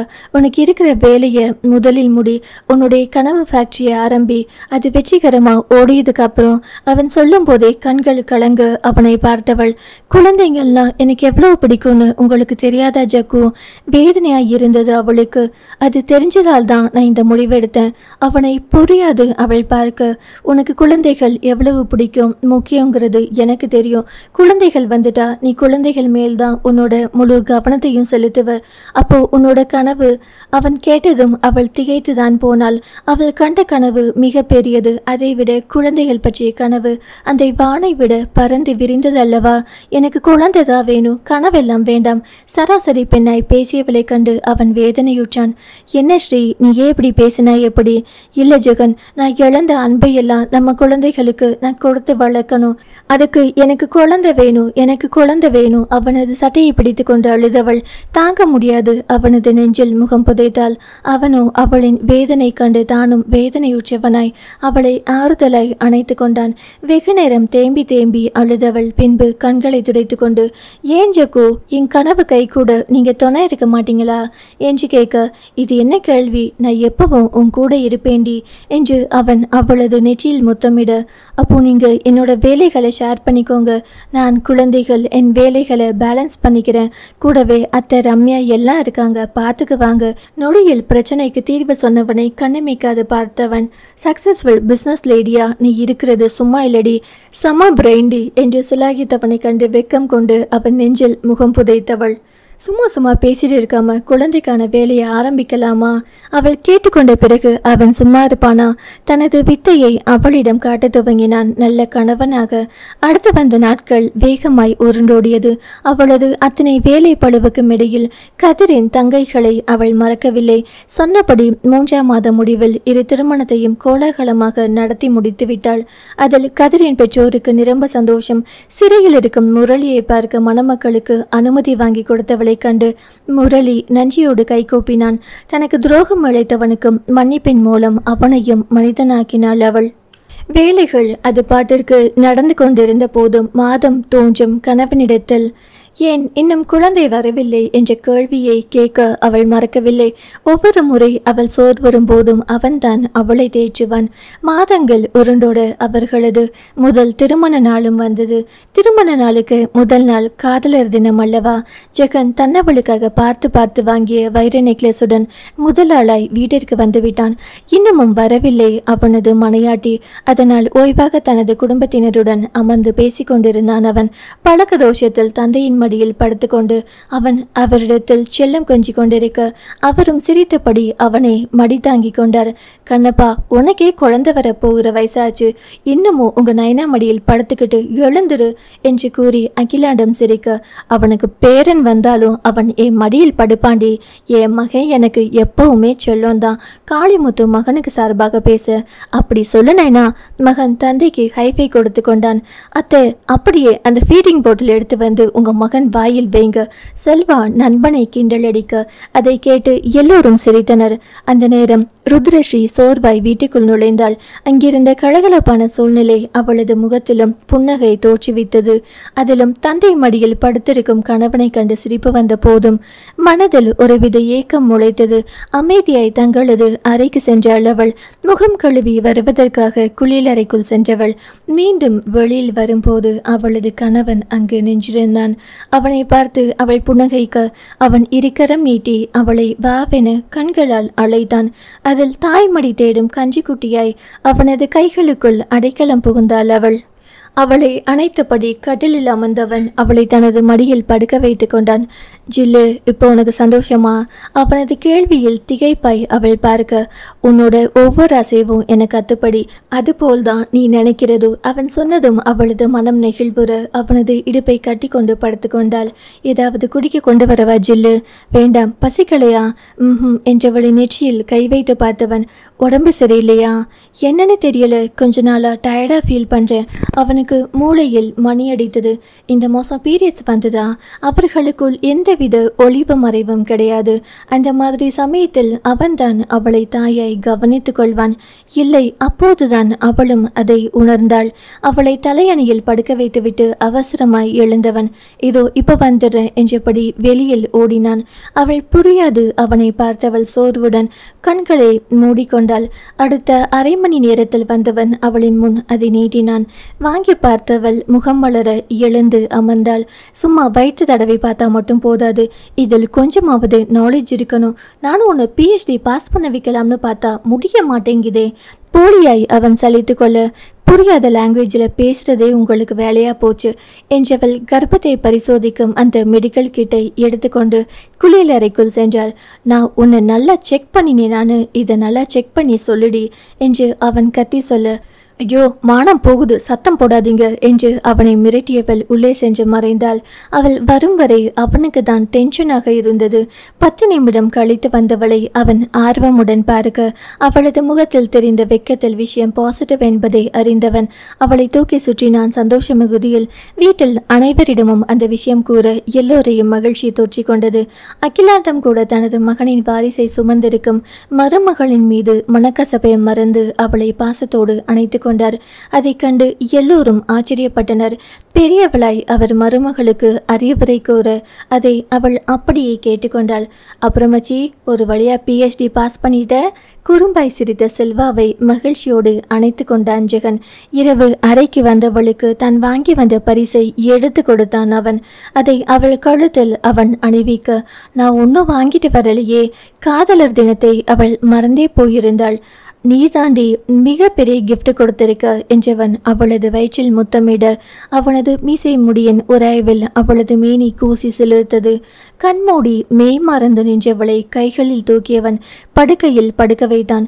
மெதுவே கண் விழித்து பார்த்தவளின் கண்களில் முத்தமிட்டவன், டயர்டா இருப்ப, தூங்குடி என்க அவள் சந்தோஷத்துடன் அவனை அணைத்து கொண்டு உறங்கி போனாள். அவன்தான் அவளை பார்த்து கொண்டு அமர்ந்திருந்தான். மறுநாள் 1ஆம் ஆண்டு திருமண நாள் பொழுது நன்றாக விடிந்தது. அன்று முதலில் கோவிலுக்கு போனவர்கள் பின்பு ஆசிரமத்திற்கு சென்று அங்கிருந்த குழந்தைகளுடன் உணவருந்துவிட்டு மதிய உணவிற்கு வீட்டிற்கு வந்தனர். இரவு வரை இருவருக்கும் வேண்டிய தனிமை கிடைக்கவே இல்லை. இரவு அறைக்கு வந்தவள் எப்போதும் போல் அவனது நெஞ்சில் சாய்ந்து படுத்துக்கொள்ள அவனிடத்தில் இருந்து பேச்சு இல்லை. ஜக்குக்கு என்ன ஆச்சு என்றபடி அவனது முகத்தை ஏறிட்டு பார்த்தவள் அதில் தெரிந்த வேதனையில் பதட்டமாய் எழுந்தமர்ந்தாள். ஜக்கு, நான் ஏதும் தப்பு பண்ணிட்டேனா? அவளது பதற்றமான குரலில் ஆறுதலாய் புன்னகைத்தவன், ஜில்லு, உண்மையை சொல்லு, நீ சந்தோஷமா இருக்கியா? அவனது கேள்வியில் கலக்கென்று சிரித்தவள் தனது வயிற்றை தடவியபடி, ரொம்ப சந்தோஷமா இருக்கேன். அகமும் முகமும் மலர சொன்னவளை கண்ணிமைக்காமல் பார்த்தவன், 2 வருஷத்துக்கு முன்னாடி இதே நாளில் தான் என்னை பார்த்து நீ சொன்ன உன் நிம்மதிய சந்தோஷத்தை நான் பறிச்சிட்டதா? அவனது வார்த்தையில் அவள் திகைப்பாய் பார்த்தாள். இந்த தேதியை அவள் எப்படி மறந்தாள்? முதல் திருமணத்தின் திருமண நாளும் இரண்டாம் திருமணத்தின் திருமண நாளும் ஒன்று என்பதை ஜெகன் அவளது வாழ்வில் வந்ததிலிருந்து அவள் முதல் திருமணத்தை பற்றி மறந்தே போனாள் என்றுதான் சொல்ல வேண்டும். அதை அவனிடத்தில் அவள் அப்படியே சொல்ல அதை கேட்டு அவன் எல்லையில்லா சந்தோஷத்துடன் அவளை அணைத்து கொண்டான். நீ இப்படி தாண்டி இருக்கணும், என்ன மட்டும் நினைச்சுக்கிட்டு உனக்காக மற்றதையெல்லாம் நான் பார்த்துக்குவேன். எனக்கு உன்னோட சந்தோஷத்தை தொலைச்சதா நீ சொன்னியோ அன்னைக்கு உன் சந்தோஷத்தை மீட்டெடுக்கதான் அதே தேதியில் நம்ம கல்யாணத்தை வைக்க சொன்னேன். இனி உனக்கு திருமண நாள்னா நம்ம கல்யாண நாள் மட்டும்தான் ஞாபகம் வரணுங்கிற சின்ன சுயநலமும் இதில் கலந்திருந்தது. தனது உள்ளத்தை மறையாது சொன்னவனை கண்டு அவளுக்கு அத்தனை சந்தோஷமாய் இருந்தது. அவளுக்காக என்னவெல்லாம் எப்படியெல்லாம் யோசித்து செயல்பட்டிருக்கிறான் அவளது கணவன். அவளது மனம் சந்தோஷத்தில் விம்மியது. நீங்க இவ்வளவு யோசிக்க வேண்டியதே இல்லை ஜக்கு, என் மனசில் நீங்க மட்டும்தான் இருக்கீங்க. நாசுக்காய் கார்த்திகை பற்றி பேசுவதை தவிர்த்து விட்டாள் அவள். அதுதான் அவனுக்கும் தெரிந்த சங்கதி ஆயிற்றே. இருவரின் மனமும் நிறைந்திருந்தது மகிழ்ச்சியில். கூடல் இல்லாத அந்த அணைப்பு கூட எல்லையில்லா நிம்மதியை கொடுக்க அந்த நொடி மகிழ்ச்சியை அனுபவித்தபடி இருந்தனர் இருவரும். அடுத்து வந்த மாதங்களில் மருத்துவ பரிசோதனையில் ருத்ரஸ்ரீக்கு இரட்டை குழந்தைகள் என்று மருத்துவர் கூற வீடே இரட்டிப்பு மகிழ்ச்சியில் ஆழ்ந்தது. அதிலிருந்து ஜெகன் மனைவியை கண்ணும் கருத்துமாய் கவனித்து கொண்டான். அவளது முக்கால்வாசி வேலையை அவனே பார்த்தான். தந்தையின் தொழிலை செய்ய தயங்கியவன் மனைவிக்காக அவளது பாரத்தை அவன் சுமந்தான். அவனை பொறுத்தவரையில் அவள் என்றுமே சுகமான சுமை அல்லவா? பிரசவ வழியில் துடித்த மனைவியை கண்டு ஜெகன் கண்ணீர் விட அதை பார்த்து காளிமுத்துவும் கண் கலங்கினார். இப்போ நீங்க எதுக்கு இப்படி அலறீங்க? நான் குழந்தை பெற்றப்ப கூட நீங்க இப்படி கண்ணு கலங்கி பார்க்கல. அகிலாண்டம் கணவனை அதட்ட, கண்ணப்பாவை பார்க்கும்போது வருத்தமா இருக்கு அகிலா, பாவம் ரொம்ப கஷ்டப்படுறா. மாமா இது உங்களுக்கே அநியாயமா இல்ல? வழியில் கஷ்டப்படுறது ருத்ரா, உங்க மகன் இல்ல. செல்வா கிண்டலாய் கூற அவன் சொன்னது என்னவோ உண்மைதான். வழியை தாங்கிக் கொண்டு அவள் கூட அழாமல் இருக்க அவளது முகத்தில் தெரிந்த வேதனை கண்டு அவளுக்கு பதிலாய் அவன்தான் அழுதான். அவன் பண்ணும் அலம்பலில் செவிலி பெண் கூட சிரித்து விட்டாள். அதை கண்டு ருத்ரஸ்ரீ கணவனை கண்களால் அழைக்க அவனோ என்னவோ ஏதோ என்று பதறி போய் அவள் அருகில் வர, இப்ப எதுக்கு இப்படி அழுது ஆர்ப்பாட்டம் பண்றீங்க? கடுமையாய் அவனை பார்த்து கேட்டாள். அவளின் வேதனை அவளுக்கு. உனக்கு வலிக்கவே இல்லையாடி? அவன் பாவம் போல் கேட்க, குழு குழுன்னு இருக்கு. வலியில் பல்லை கடித்து கொண்டு அவள் சொல்ல, உனக்கு வலிக்கிறது தானே, அப்புறம் ஏண்டி அழாம இருக்க? நீ படுற அவஸ்தை பார்த்து எனக்கு தாண்டி அழுக வருது. அந்த வலியிலும் கணவனை உறுத்து விழித்த ருத்ரஸ்ரீ, என்னோட கண்ணீர் என்ன அளவுக்கு சாதாரணமானதுன்னு நினைச்சீங்களா? அது விலை மதிப்பில்லாதது. அது என் ஜக்குக்காக மட்டும்தான் சிந்து, வேறு எதுக்காகவும் சிந்தாது. அது என் உயிர் போற வழியா இருந்தா கூட அவளது காதலில் அவன் உடைந்து போயாள. நான் குழந்தையை பெற்றுட்டு வர வரைக்கும் அழாம இருக்கணும் என்றவள் முதல்ல கண்ணு தொடங்க பார்க்க சகிக்கல என்று அவள் அதட்ட அதில் முயன்று கண்ணீரை அடக்கியவன் முகத்தை துடைத்து கொண்டு அமைதியாய் அவளை பார்த்தான். குட், இப்போதான் என்னோட ஜக்கு மாதிரி இருக்கு என்றவளுக்கு வலி அதிகரித்து பிரசவ அறைக்கு அழைத்து செல்லப்பட அவளுடன் கணவனையும் வர சொல்லி செவிலிய பெண் அழைக்க, நான் வரல, அவள் கஷ்டப்படுறதை பார்க்கும் சக்தி எனக்கு இல்ல என்று மருத்துவனை கண்டு போடா என்று வழியில் கத்தினாள் ருத்ரஸ்ரீ. குழந்தை பிறகு எடுத்த அந்த சில மணி துளி இடைவேளையில் அவளை விட அவன்தான் அதிக முறை செத்து பிழைத்தான். உயிரை கையில் பிடித்து கொண்டு நின்றிருந்தான். இப்போ டெலிவரி எல்லாம் சகஜண்டாமச்சி. செல்வா தேய்ச்சியது கூட அவனது காதில் விழவில்லை. ஆணும் பெண்ணுமாய் 2 குழந்தைகள் பிறந்ததும் அவன் நன்றாக இருப்பது அறிந்து குழந்தைகளை கூட பார்க்காமல் அவளை பார்க்க ஓடினான் அந்த காதல் கணவன். குழந்தைகளை பார்த்தீங்களா? சோர்வுடன் இருந்தவள் அவனை பார்த்து கேட்க மறுப்பாய் தலையசைத்தவனின் மனநிலை புரிந்தவளாய் அவள் அவனை அருகில் அழைக்க அவள் அருகில் வந்தவன், நீ கோபமா இருக்கியா என்று கேட்க, இல்லையே. புரியாமல் பார்த்தாள் அவள். திட்டமாட்டியே, என் ஜக்குவ நான் திட்டுவேனா என்று அவள் அவனை நோக்கி காதல் பார்வை வீச அவள் சொன்ன மறுநொடி அவன் உடைந்து போய் அழுதான். என்னால் தாங்க முடியலடி. சிங்கம் போல் கம்பீரமான ஆண்மகன் தனக்காக கண்ணீர் வடிப்பது கண்டு அவளுக்கு அத்தனை கர்வமாயிருந்தது. நொடி நேரம் தாமதிக்காமல் அவனது முகத்தை இழுத்து அவனது உதட்டில் தனது உதடிகளை பொருத்தினாள் அழுத்தமாய். அவனது இதழின் சுவையோடு அவனது கண்ணீரும் அவளது வாயினுள் நுழைந்தது. உப்பு கரித்த அந்த கண்ணீர் கூட காதலில் இனிப்பாய் தித்தித்தது அவளுக்கு. இருவரின் மனதின் தேடலை அந்த இதழ் முத்தம் இருவருக்குமே அழகாய் உணர்த்தியது. அவளிடமிருந்து நிமிர்ந்தவன், இந்த 2 குழந்தைகள் போதுண்டி, இனி ஒரு முறை நீ கஷ்டப்படத பார்க்கும் சக்தி எனக்கு கிடையாது, எனக்கு நிறைய குழந்தைகள் வேணும் என்று சொன்னவளை என்ன சொல்வது என்று தெரியாது விழித்தவன், எனக்கு ஒரு சத்தியம் பண்ணி கொடுத்தியே, அது உனக்கு ஞாபகம் இருக்கா என்று அவளுக்காக குண்டடிப்பட்ட போது அவள் அவனுக்கு செய்து கொடுத்த சத்தியத்தை அவன் மறக்காமல் நினைவுபடுத்தினான். இது சீட்டிங் என்று செல்லமாய் சினுங்கியவளை வேதனையுடன் பார்த்தவன், இது எனக்கு உயிர் போற சமாச்சாரம் என்று கூற அவனது வேதனை அவளையும் வாட்டியதோ. அவனை நிமிர்ந்து பார்த்தாள் அவள். எத்தனையோ முறை அவள் அவனை புரிந்து கொள்ளாமல் அவனது காதலை எள்ளி நகையாடி இருக்கிறாள். இவ்வளவு ஏன் திருமணத்திற்கு முதல் நாள் வரை அவனை பிடிக்கவில்லை என்று கூறியிருக்கிறாள். அப்போதெல்லாம் அவன் இந்த சத்தியத்தை காட்டி அவளை மிரட்டவில்லை, அவளை அடிப்பணிய வைக்கவில்லை. கடைசி நொடி வரை அவளது மனம் மாறத்தான் அவன் காத்திருந்தான். இதோ இப்போதும் அவள் கஷ்டப்படுவதை கண்டு தாங்க முடியாதுதான் அவன் அப்படி கேட்கிறான். அவனது காதலில் அவளது உயிர் உருகி வழிந்து அவனது காலடியில் விருப்பமாய் சரணடைந்தது. தன் முன் நீண்டிருந்த அவனது கை மீது தனது கையை வைத்தாள் சந்தோஷமாய். என்னோட ஜக்குக்காக என்றவளை நேசம் பொங்க பார்த்தான் அவன். இனி வரும் காலங்களிலும் அவர்களது நேசம் தொடரும். 5 ஆண்டுகளுக்கு பின்னர் தனது எல்லா வேலைகளையும் முடித்து கொண்டு அறக்க பறக்க வீட்டிற்கு ஓடி வந்தான் ஜெகன். இன்றைய விருது வழங்கும் விழாவிற்கு குடும்பத்துடன் செல்ல வேண்டும். அதற்காக தான் அரைக்கதவை திறந்தவன் அங்கிருந்த அலங்கோலத்தை கண்டு திகைத்து போய் அப்படியே நின்று விட்டான். 3 பேரும் என்ன பண்ணி வச்சிருக்கீங்க? அவனது கோபமான சத்தத்தில் மூவரும் திரும்பி பார்த்தனர். அவர்களது இரட்டை குழந்தைகளோடு 3வது குழந்தையாக மாறிய அவனது மனையாட்டியும் அவனை திரும்பி பார்த்தாள். அறை முழுவதும் காகிதங்கள் பறந்து கிடக்க, கலர் பென்சில், பேனா என்று எங்கும் அவை வாரி இறைத்து கிடந்தது. இது போதாது என்று மூவரும் சேர்ந்து சுவற்றில் கார்ட்டூன் சித்திரங்களை வரைந்து கொண்டிருந்தனர். என்ன சொல்லிட்டு போனேன், இன்னைக்கு அவார்ட் ஃபங்க்ஷன் இருக்கு, போகணும்னு சொன்னேனா இல்லையா? அப்போதுதான் ருத்ரஸ்ரீக்கு அது ஞாபகத்தில் வந்தது. சாரி, மறந்துட்டேன் கணவனிடம் கூறியவள் பிள்ளைகளிடம் திரும்பி, போய் குளிங்க, நான் வரேன், அவர்களை குளியலறைக்குள் அனுப்பியவள். ஜக்கு கோபமா? அவனிடம் அவள் இப்படி இழைந்தால் அவனால் கோபப்பட முடியுமா? என்னடி இது, நீயும் அவங்களோட சேர்ந்துட்டு சின்ன குழந்தையாடி நீ? அவன் கடிய, நான் இழந்த சந்தோஷங்களை அவங்க மூலமா தான் திரும்ப பெறுகிறேன் என்றவளை கண்டு அவனால் மேலே எதுவும் பேச முடியவில்லை. அவளின் மனதை உணராதவனா அவன். உனக்கு இதுதான் சந்தோஷம்னா சுவர் முழுசும் கிறுக்கிக்கோ. அவன் புன்னகையுடன் சம்மதம் கொடுக்க, ஹே என்று அவள் கத்த, அதை கேட்டு குளியலறையில் இருந்து எட்டி பார்த்த இரட்டையர்களான ஜீவா, பூஜா இருவரும் தாயின் சந்தோஷத்தை கண்டு ஹே என்று அவர்களும் சத்தத்தில் கூச்சலிட்டனர். ஒரு வழியாய் 4வரும் கிளம்பி விழா நடக்கும் இடத்திற்கு வந்தபோது நேரம் சரியாக இருந்தது. ருத்ரஸ்ரீக்கு சிறந்த தொழிலதிபர் விருது வழங்கும் விழாதான் அது. அவளது கனவு நிறுவனம் தான் அவளுக்கான இந்த விருதை வாங்கி கொடுத்திருக்கிறது. கம்பீரமாய் மேடை ஏறி விருது வாங்கிய மனைவியை கண்டு ஜெகனின் மனதில் அத்தனை பெருமையாக இருந்தது.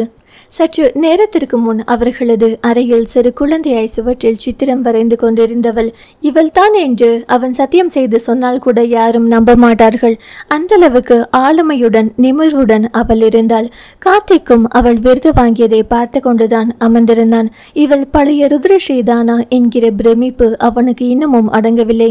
மனதிற்குள் சிறு வழியொன்று அவனையும் அறியாது எழுந்தது. தான் தவறு செய்து விட்டோமோ என்று அவனது முகம் மாறுதலை பக்கத்தில் இருந்த ஜெகன் கவனித்துக் கொண்டுதான் இருந்தான். இப்போது கார்த்திகை கண்டு அவனுக்கு பொறாமை வரவில்லை, மாறாக பரிதாபம் தான் எழுந்தது அவனுக்கு. ருத்ரா ரொம்ப மாறிவிட்டாள் ஜெகன், இந்த பெருமையெல்லாம் உன்னை தான் சேரும் என்றான் கார்த்திக் பாராட்டாய். அவள் மாறல ஜெகன், அவள் எப்போதும் போல்தான் இருக்கிறாள். ஆனால் நான் தான் அவளை நன்கு புரிந்து கொண்டேன். அவன் அப்படி சொன்னதும் கார்த்திகன் முகம் கருத்து போனது. கார்த்திக், பெண்கள் எப்போதுமே கணவன், குழந்தைகள், இதை தாண்டி அவர்கள் வேறு எதையும் யோசிப்பதில்லை. அவர்களுக்கு நாம் தான் உலகம். உலகத்தில் எந்த மூளைக்கு பறந்தாலும் அவங்களோட மனசு நமக்காக தான் துடிச்சுக்கிட்டு இருக்கும். ஆண்கள் நாம தான் அவங்கள சரியா புரிஞ்சுக்கிறது இல்லை. அவங்கள நாம சரியா புரிஞ்சுக்கிட்டா வாழ்க்கையே நமக்கு ஸ்வர்க்கம் தான். ஜெகன் கூறியதை கேட்டு கார்த்திக் யோசனையில் ஆழ்ந்தான். சித்தாராவுக்கு நீதான் உலகம், இதை நீ புரிஞ்சுக்கணும். இதை ஏன் ஜெகன் தன்னிடம் சொல்கிறான் என்று கார்த்திக் யோசிக்க, அந்நேரம் அங்கு வந்த ருத்ரஸ்ரீ கணவனிடம் இருந்து மகனை வாங்கியவள், என தேடினானா என்று கேட்டாள். ஜீவாவுக்கு எப்போதுமே எப்போதுமே அன்னை வேண்டும். தந்தையை விட அன்னையிடத்தில்தான் மிகவும் ஒட்டுதல். அதனால்தான் அப்படி கேட்டாள். பார்த்தாயா என்பது போல் ஜெகன் கார்த்திகை பார்த்தான். புரிந்தது போல் இருந்தது கார்த்திகிற்கு. ஜீவா, அம்மாவை ஸ்டேஜில் பார்த்தேன், அதனால ஜீவா தேடல என்றான் மகன் மழலையில். மகனை அணைத்து முத்தமிட்டவள் அப்போதுதான் கார்த்திகை கவனித்தாள். ஹாய் கார்த்திக், எப்படி இருக்க? சிதாரா ராகவெல்லா எப்படி இருக்காங்க? சிரித்த முகத்துடன் அவள் கேட்டாள். மனம் நிறைந்த திருமண வாழ்க்கை அவளது மனக்காயத்தை முழுவதுமாய் ஆற்றியிருந்தது. அதனால் மன்னிக்க மனப்பக்குவத்திற்கு அவள் வந்திருந்தாள். நல்லா இருக்காங்க என்ற கார்த்திகிடம் அவர்கள் இருவரும் விடை பெற்று கிளம்பினர். மகனை தூக்கி கொண்டு ருத்ரஸ்ரீ செல்ல ஒரு கையால் மகளை தூக்கிய ஜெகன் மறு கையால் மனைவியை அணைத்தபடி சென்றான். தங்களுக்குள் பேசி சிரித்தபடி செல்லும் அவர்களை பார்த்தபடி நின்ற கார்த்திகிற்கு எதிலோ தோற்று போன ஒரு உணர்வு. அவர்களை பார்த்து கொண்டு அப்படியே நின்றிருந்தான். மறுநாள் பிள்ளைகளை அனுப்பிவிட்டு ருத்ரஸ்ரீ அலுவலகத்திற்கு கிளம்பி கொண்டிருந்தாள். ஜெகனும் அலுவலகத்திற்கு கிளம்பி கொண்டே மனைவியை ஓரக்கண்ணால் கவனித்து கொண்டிருந்தான். டென்ஷனில் அங்கும் இங்கும் அவள் நடந்தபடி இருக்க மனம் கேட்காமல் அவளை பிடித்து நிறுத்தியவன் என்ன டென்ஷன் என்று கேட்க அவள் அவனை பார்த்து மலங்க மலங்க விழித்தாள். புது ப்ராஜெக்ட் ஏதும் பண்ண போறியா? அவளது மனநிலையை அவனாக ஊகித்து கேட்க அவள் ஆம் என்பது போல் அவசரமாய் தலையாட்ட உன்னால் பண்ண முடியும் ஸ்ரீ என்று அவளுக்கு அவன் உற்சாகம் கொடுக்க அதில் தைரியம் வரப்பற்றவளாய் அவள் கிளம்பினாள். காரில் ஏறியவளை பார்த்து அவன் ஆல் தி பெஸ்ட் என்க தேங்க்ஸ் என்றவள் அவனை பார்த்தபடி காரை எடுத்தாள். மாலையில் வேகமாய் வீட்டுக்கு வந்தவன் அறையிலிருந்து பிள்ளைகளை வெளியில் அனுப்பிவிட்டு மனைவி முன் வந்து நின்றான். அவனது கூர்மையான பார்வையில் அவள் தலை குனிய அடுத்த நொடி அவளை இறுக அணைத்திருந்தான், காற்று புகாதபடி. இதுக்காக வாடி காலையில் டென்ஷனா இருந்த? அவன் கோபத்தோடு கேட்டாலும் தனது அணைப்பை தளர்த்தவில்லை. அவள் ஒன்றும் பேசாதிருக்க இப்போதான் கமிஷனர் அங்கிள் சொன்னார், அந்த ரவுடியை உன் மனைவி தான் தைரியமா பிடிச்சு கொடுத்தாங்கன்னு. அதை கேட்டதிலிருந்து என் உயிர் என் கையில் இல்லை. பயந்து போய் ஓடி வரேன். உனக்கு எதுக்கிட்டே இந்த வேண்டாத வேலை? உனக்கு ஏதாவது ஒன்று ஆச்சுன்னா உன்னை நம்பி இருக்கிற என்ன, நம்ம பிள்ளைகளை கொஞ்சமாவது நினைச்சு பாத்தியா? அவன் கண் கலங்க. ஜகு, இது என்ன சின்ன பிள்ளைத்தனமா கண் கலங்கிக்கிட்டு? நான் பேச வேண்டிய டைலாக் எல்லாம் ஐயா நீங்க பேசுறீங்க கேலியாய் அவள் கேட்க, பின்ன நான் செய்ய வேண்டிய எல்லாம் நீ செஞ்சனா நான் இப்படி தான் பேச வேண்டியிருக்கும் என்று அவன் கோபம் கொள்ள, இதுக்கு நீங்க தான் வாழ்த்தி அனுப்பிச்சது அவள் கூற, நான் ஒரு மடையன் இது தெரியாம தலையில் அடித்து கொண்டான் அவன். அது தெரிந்தது தானே என்று சொன்னவள் தலையில் வலிக்காமல் கூட்டியவன். ஏண்டி இப்படி செஞ்ச? வருத்தமாய் அவன் கேட்க அதில் அவள் முகம் சீரியஸாய் மாறியது. இல்லை ஜெகன், அந்த ரவுடி ரொம்ப நாளா பணம் கேட்டு டார்ச்சர் பண்ணிக்கிட்டு இருந்தான். அப்படி இருந்தும் தொழிலில் இது சகஜம்னு ஒரு தொகை கொடுத்தும் பார்த்தாச்சு. ஆனாலும் விடாமல் தொல்லை பண்ணவும் தான் இன்னைக்கு பணம் கொடுக்குறேன்னு கையும் களவுமா போலீஸில் பிடிச்சு கொடுத்துட்டேன். ராணி மங்கம்மா தாண்டி நீ. அவளது தைரியத்தை அவன் பாராட்டினான் மனமாற.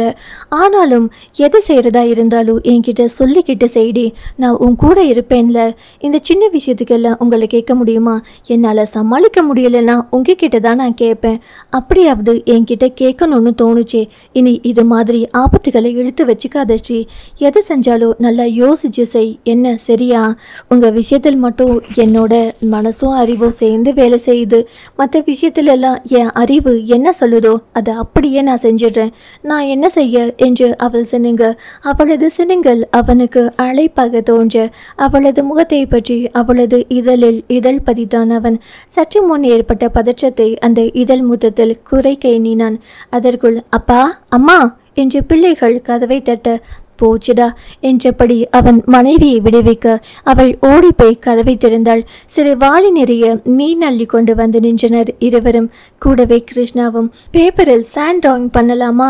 இருவரும் குவாரஸாய் கேட்க கிருஷ்ணாவும் அதை ஆமோதித்தபடி உள்ளே வர ருத்ரஸ்ரீ கணவனை மறந்தவளாய் குழந்தைகள் மூவருடன் தரையில் அமர்ந்து தானும் ஒரு குழந்தையாய் மாறி அவர்களோடு ஐக்கியமாகி போனாள்.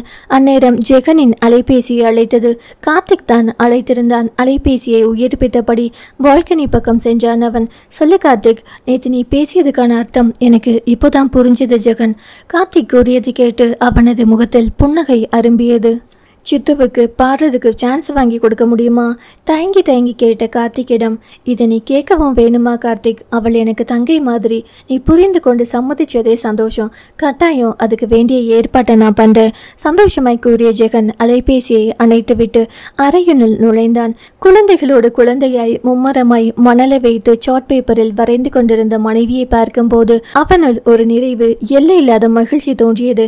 கட்டிலில் சாய்ந்தமர்ந்தவன் 4 குழந்தைகளையும் பார்த்து ரசித்துக் கொண்டிருந்தான் ஒரு தந்தையாய். ஆம், அவளை பொறுத்தவரையில் முதலில் அவன் ஒரு நல்ல தந்தை, அதன் பின்னரே அவன் ஒரு நல்ல கணவன். இனி அவர்களின் வாழ்க்கையில் என்றும் வசந்தமே. மெழுகுப்பாவை கணவனது காதலில் உருகி கரைந்து அவனுடன் ஓருயிராய் கலந்து விட்டாள். முற்றும். நன்றி. நம்ம சேனலில் போடுற வீடியோஸ் உங்களுக்கு பிடிச்சிருந்தா லைக் பண்ணுங்கள், கமெண்ட் பண்ணுங்கள், ஷேர் பண்ணுங்கள், சப்ஸ்கிரைப் பண்ணுங்கள். ரெகுலர் நோட்டிஃபிகேஷன் உங்களுக்கு வேணும்னா பக்கத்தில் இருக்கிற பெல் ஐக்கானை கிளிக் பண்ணிடுங்க. பேசும் கதைகளின் குரலாய் நான் மனோசங்கரி.